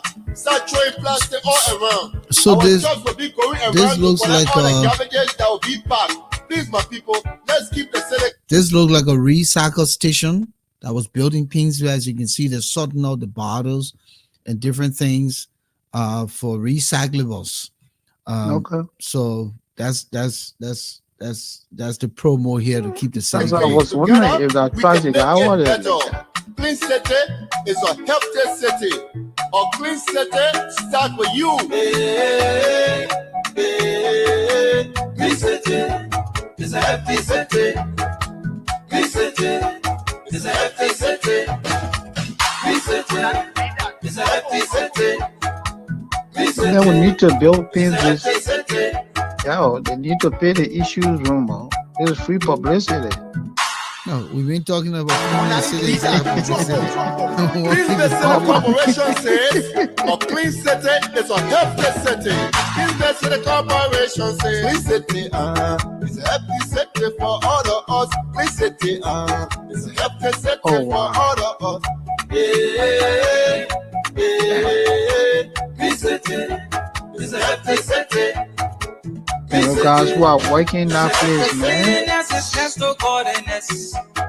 I hope they are protected. To evolve sickness. So I'm not sure if this if it's something that they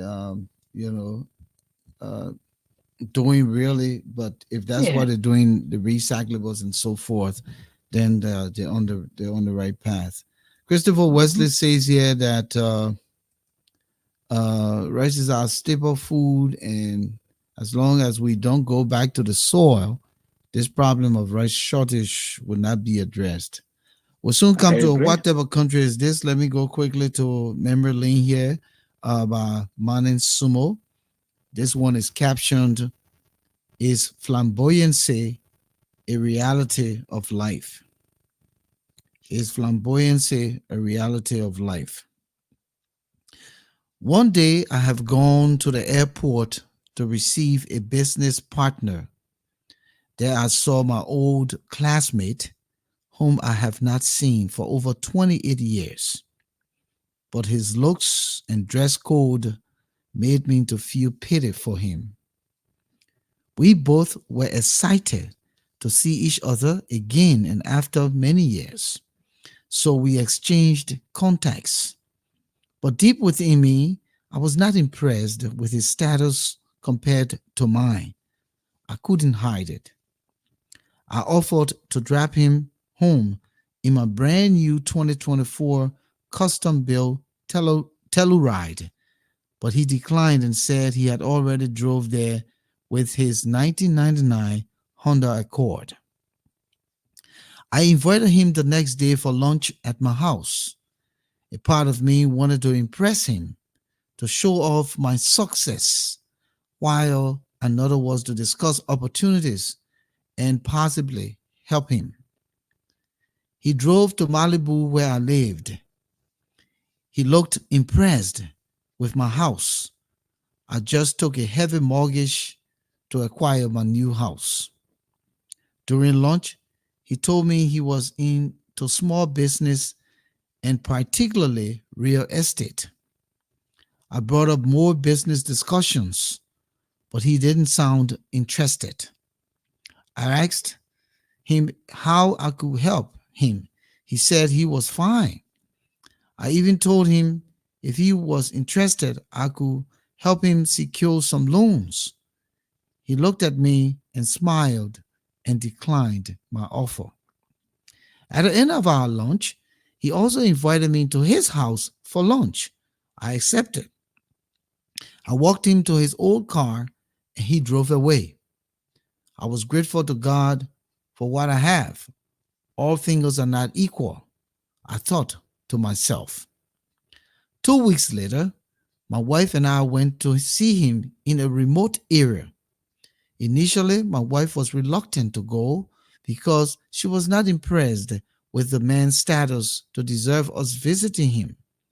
But I convinced her that we were close friends in school. We saw a big estate. We asked for directions to his home. His house was a simple but lovely home, a 4-bedroom bungalow. I saw 4 cars parked in front of his house. When we entered his house, it was simply elegant. He welcomed us warmly. Lunch was well served. His wife calls him Daddy Babe. During lunch, I saw a company gift on one of his tables nearby. That company owned about 48% shares where I worked. He told me he owns that company. He also owned the estate we had just walked through. He told me that he owns the hospital where my family and I attend medical treatment. At that moment, I did not know how to call or address him, sir or what. I was in awe of him. But you see, on that day, I had learned a lesson in humility. A big one too. Appearances are deceptive. He noticed my discomfort. Driving back home, I was very quiet.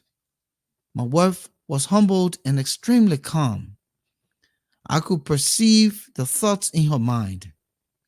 I looked at myself, living on loans, heavy loans, card note, high mortgage, and showing off while someone who pays my salary is quite modest and living a simple life. Indeed, quiet rivers run deep. Adjust your perception towards others this year. Read, learn, and take a good step of change. Become an agent of positive social change. Stop rating people based on their physical appearances or level of education or age. Stop the blame games of politics in Liberia. Stop the divisive politics. Stop killing the citizens you vouch to protect. Rather concentrate on how to better your life. Then preach peace and unity. Let your work rather makes an impression for you. I come in peace. And this one is by Mane Sumo, Dr. Mane Sumo. Caption here is flamboyancy, a reality of life. You're here with us in the issues room. We are running out of time. We're going to have 5 minutes of what type of country is this. That may put us to 9 o'clock. We didn't intend to go this long, but unfortunately, that's the situation. Moses Sandy, what type of country is this? When the country's communication arm cannot even propagate its own message and is depending on a third party. What type of country is this? What type of country is there that every communication from the office of the president has to go through a private communication network? What type of country is this? That we can't feed ourselves, but yet we don't want the rice price to go up. Yeah, we're fighting every day that rice. Is what type of country is there? We're a population of less than 5 million people, and yet you cannot feed yourself. But you got one person paying a house that costs $400,000 at the expense of the government. What type of country is this? What type of country is this that the legislator standing out there and talking about someone in the commerce minister to come tell the people why the rice price went up? He doesn't know when he took out the money to pay his own salary and lead the people. What's going on? What type of country is this, man? You taking $63 million of the country's money, just for your salary. They say what the commerce minister must say now. Shaggy McCaffrey is back. He said, what type of country is this that the rescue train is still parked in the garage after 100 days? The race car didn't get mechanic to come and change the oil, check all the tires, make sure the plugs were changed. The race car stuck in the garage. Livingston, what type of country is this that everyone wants to live in the city instead of going back to the soil? What type of country is this? What type of country is this where the annual salary is less than $10 US? No, I want not true. Volcano. No, nobody annual salary at less than $10 US in Liberia. Look, I will receiving pension benefit for LBS. But they're not annual salary. Now stop it. That one a pension benefit, not annual salary. Okay, now say the annual pension benefit less than $10 US. What type of country is this? Christopher Wesley. It's when you don't eat rice in a day, you will say you have not eaten all day. Let me add that part to it. And I'm a victim. I mean, if I eat rice, I say, my man, I eat nothing yet. Oh, man, that's our staple. That's how we say it. They say, oh, my man, have you eaten? He said, my man, since day. Yeah, so what type of country is this, Moses? What type of country is this that the new government's taking get it right? Everything is still just bouncing all over the place. You know what it means to be if the new government already passed probation, 90 days. We get 100 days. Yeah. Probation over. Hitting that 6 months now. Yeah, probation over now, my man. You stop it here. You gotta do something so you can say you know what you're doing. Take the train from the train station, man. Yeah, what type of country is this? You gotta put a train on Beaumont Bridge and take it through Beaumont and Hindi all the way to Yekepa. The train gotta go. You gotta take the train, go to Yekepa, then come back to Volcano. We can't. Yeah, the train got to move, man. What happening now? What? Well, you said no. There was no leadership in the country, and then you guys can get it right. What type of country is this? Whatever country is this, most of the information ministers say you don't listen to the press The press secretary. secretary. He said, I'm the minister of information. Whatever I say, they say, oh, the press secretary said the government of Guinea-Bissau gave the president a private jet. Is that true? That's what the press secretary said.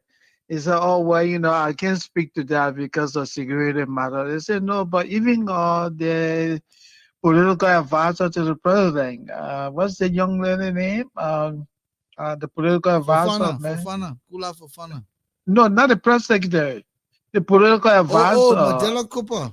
Mandela said the private jet was given by ECOWAS to President Bouacar. Then the press secretary King said the private jet came from the government of Equatorial Guinea. Guinea-Bissau. So, Guinea-Bissau, yeah.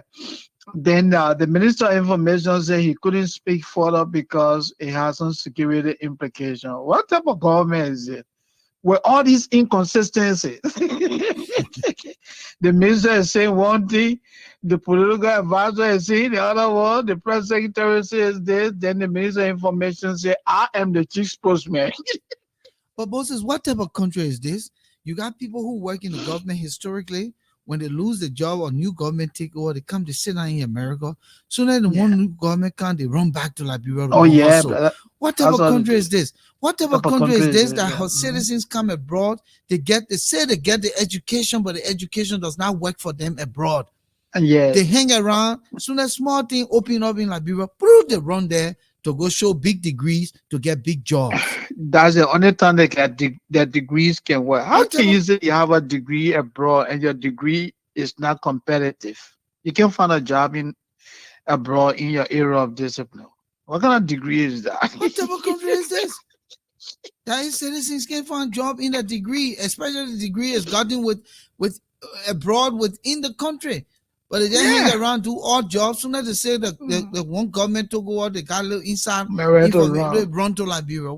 How this country gonna go anywhere? Shaggy McCaffrey, what type of country is this? We don't know who is really in charge.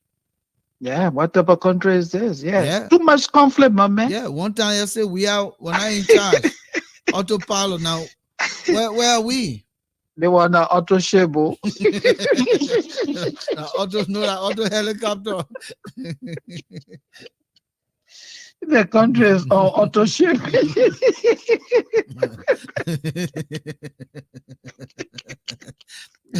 What type of country is this, man? We can't get it right, man.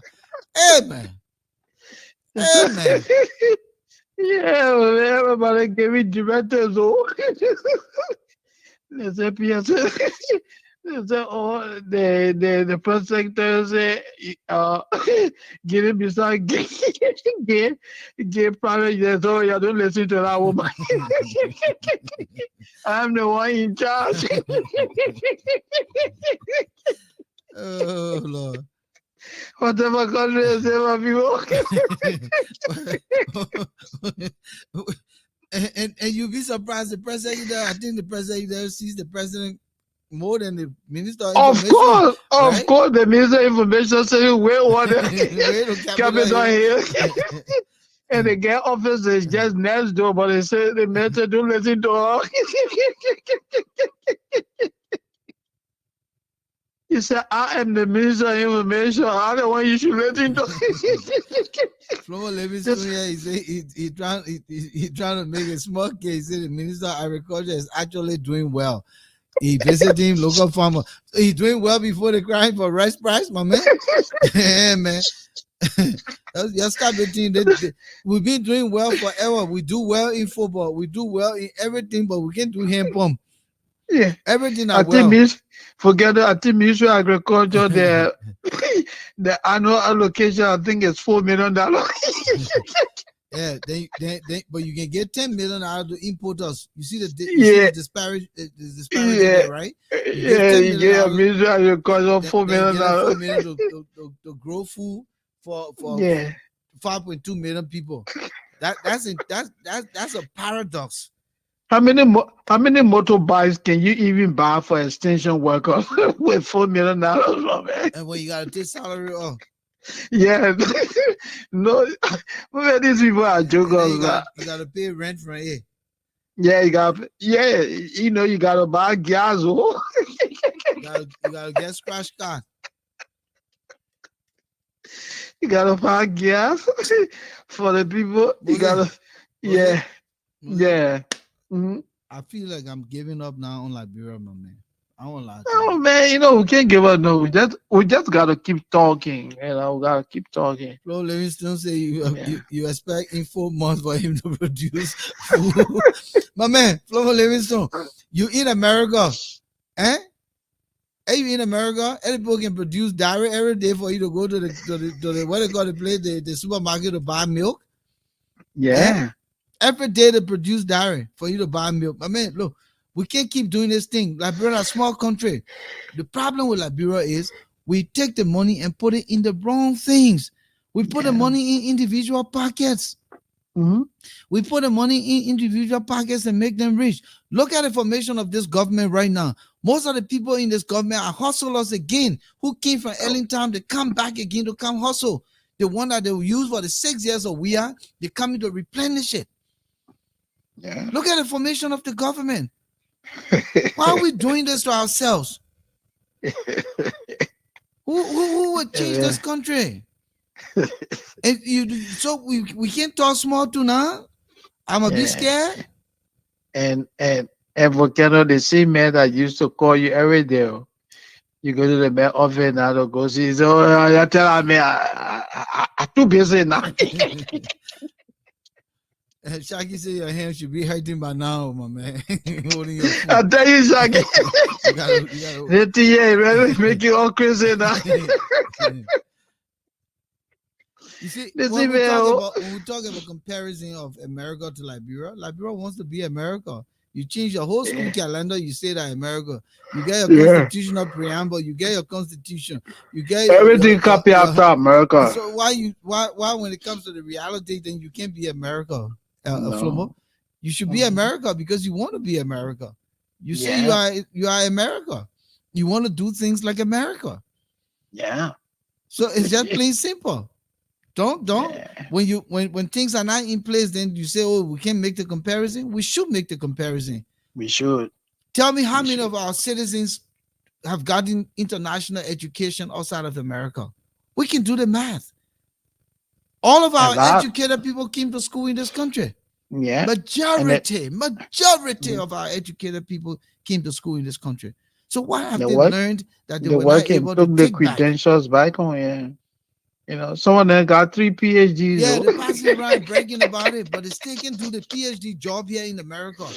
So without golden opportunity for a government where there's cronyism, where there's alliance, then they run to the man and say, my man, the rest of me put me through. Then the next thing the man said in confirmation here, bam, he gone. He's not minister. But the man has not even worked in America to gain the desire and the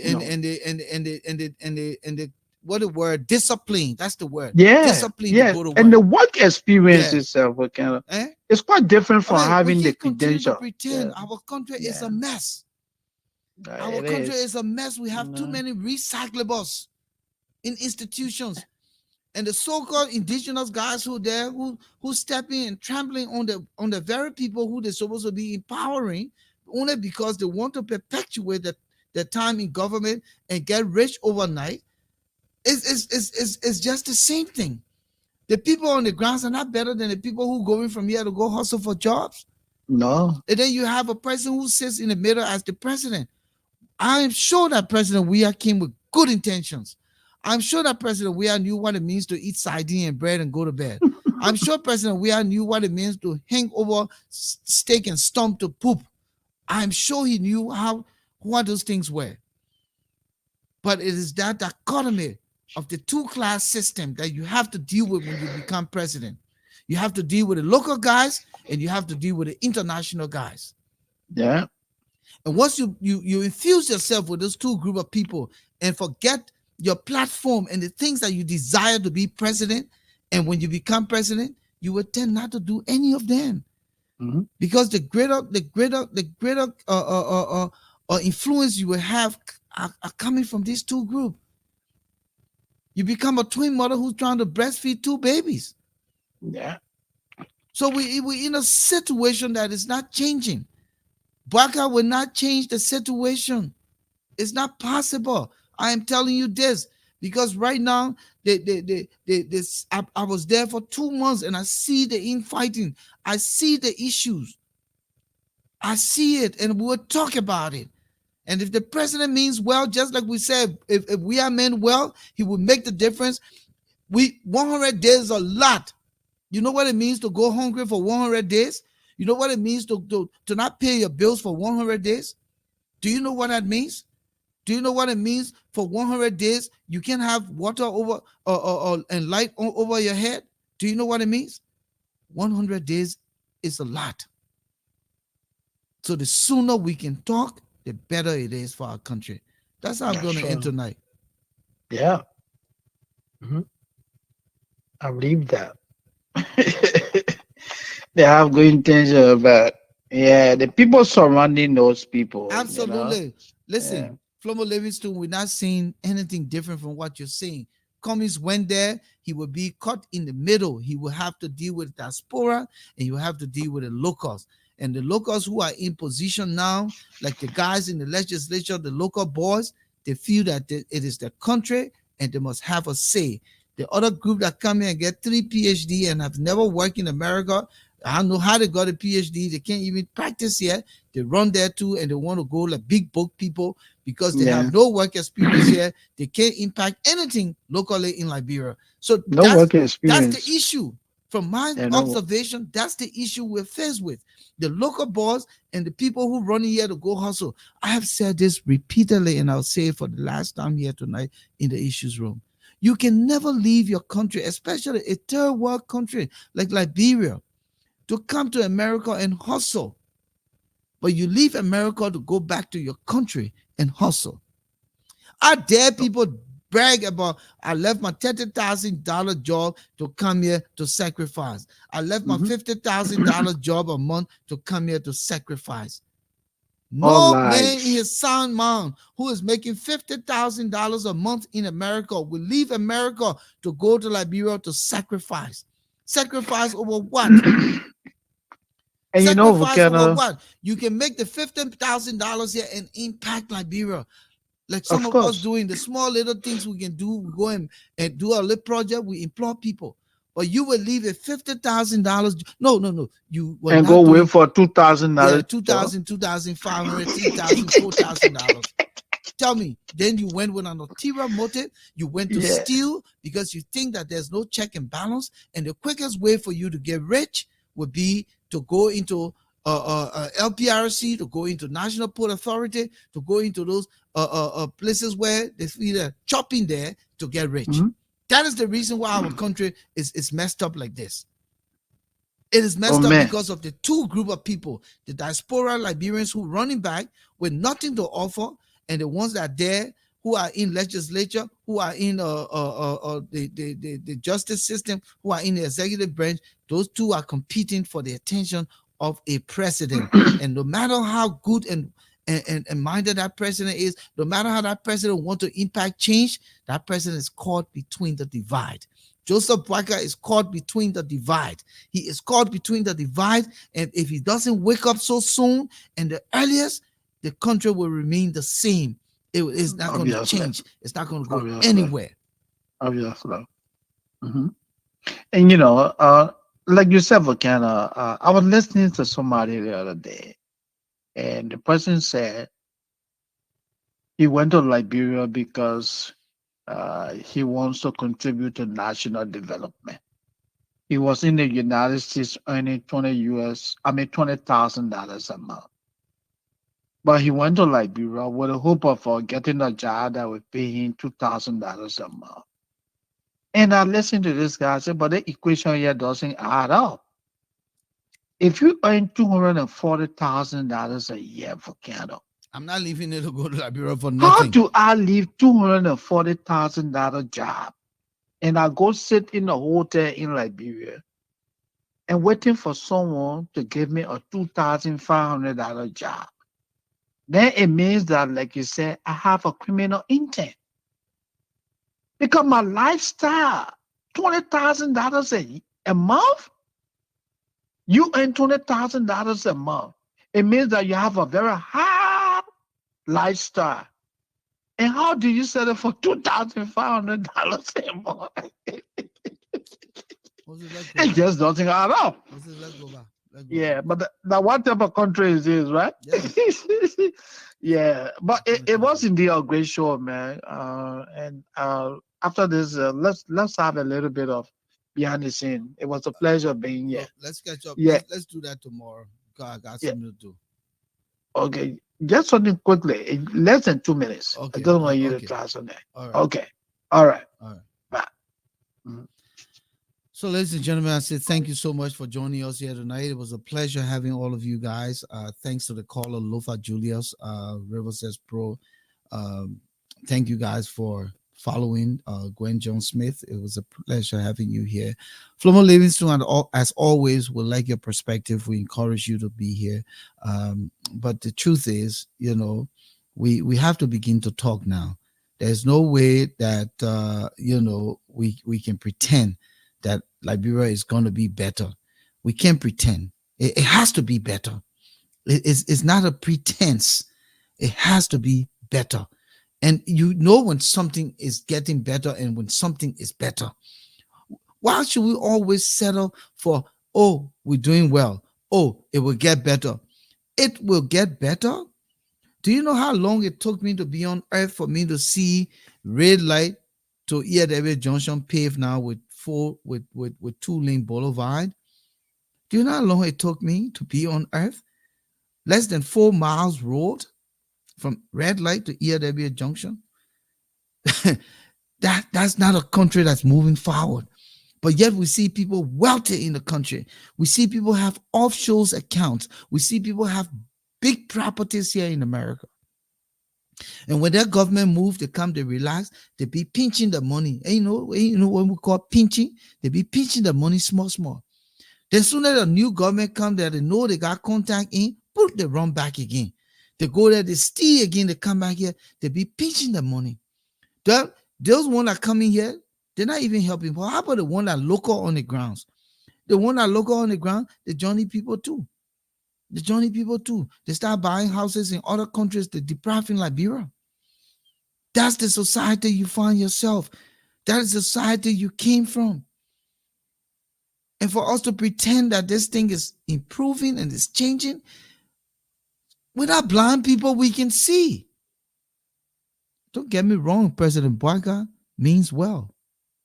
He's a man of faith. This is a man who knows me when I was a boy. I say this all the time. He's a deacon in my church. I'm a born Effortonian. And I believe in this man. I believe that he has the desire to. But when you're consumed by cronyism, when you're consumed by best friends, when you're consumed by those things, then it makes it hard. And all of us have best friends, rather. You know it. We have our boys. And our boys can be convincing sometimes. And sometimes it makes it hard for us. So needless to say, in ordinary realm, in our ordinary lives, our boys can be convincing. Then needless to say, at the presidency, when everyone wants something. So gentlemen, we can pray, but the willpower comes from every Liberian to change our country. Good night to all of you. Shaggy McCaffrey, Flomo Livingstone.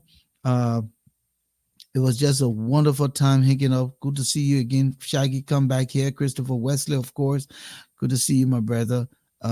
We can't say much. Raymond Clark. It was good having you here. Alphonso Yenu, of course, you were here.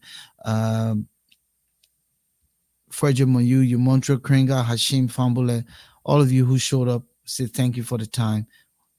God's willing, we'll be back here on Friday. Volcano Shelton on behalf of Moses and Alphonso. This is our 232nd edition. We'll be back here with our 233rd edition on Friday. Good night to all of you. Have a good one.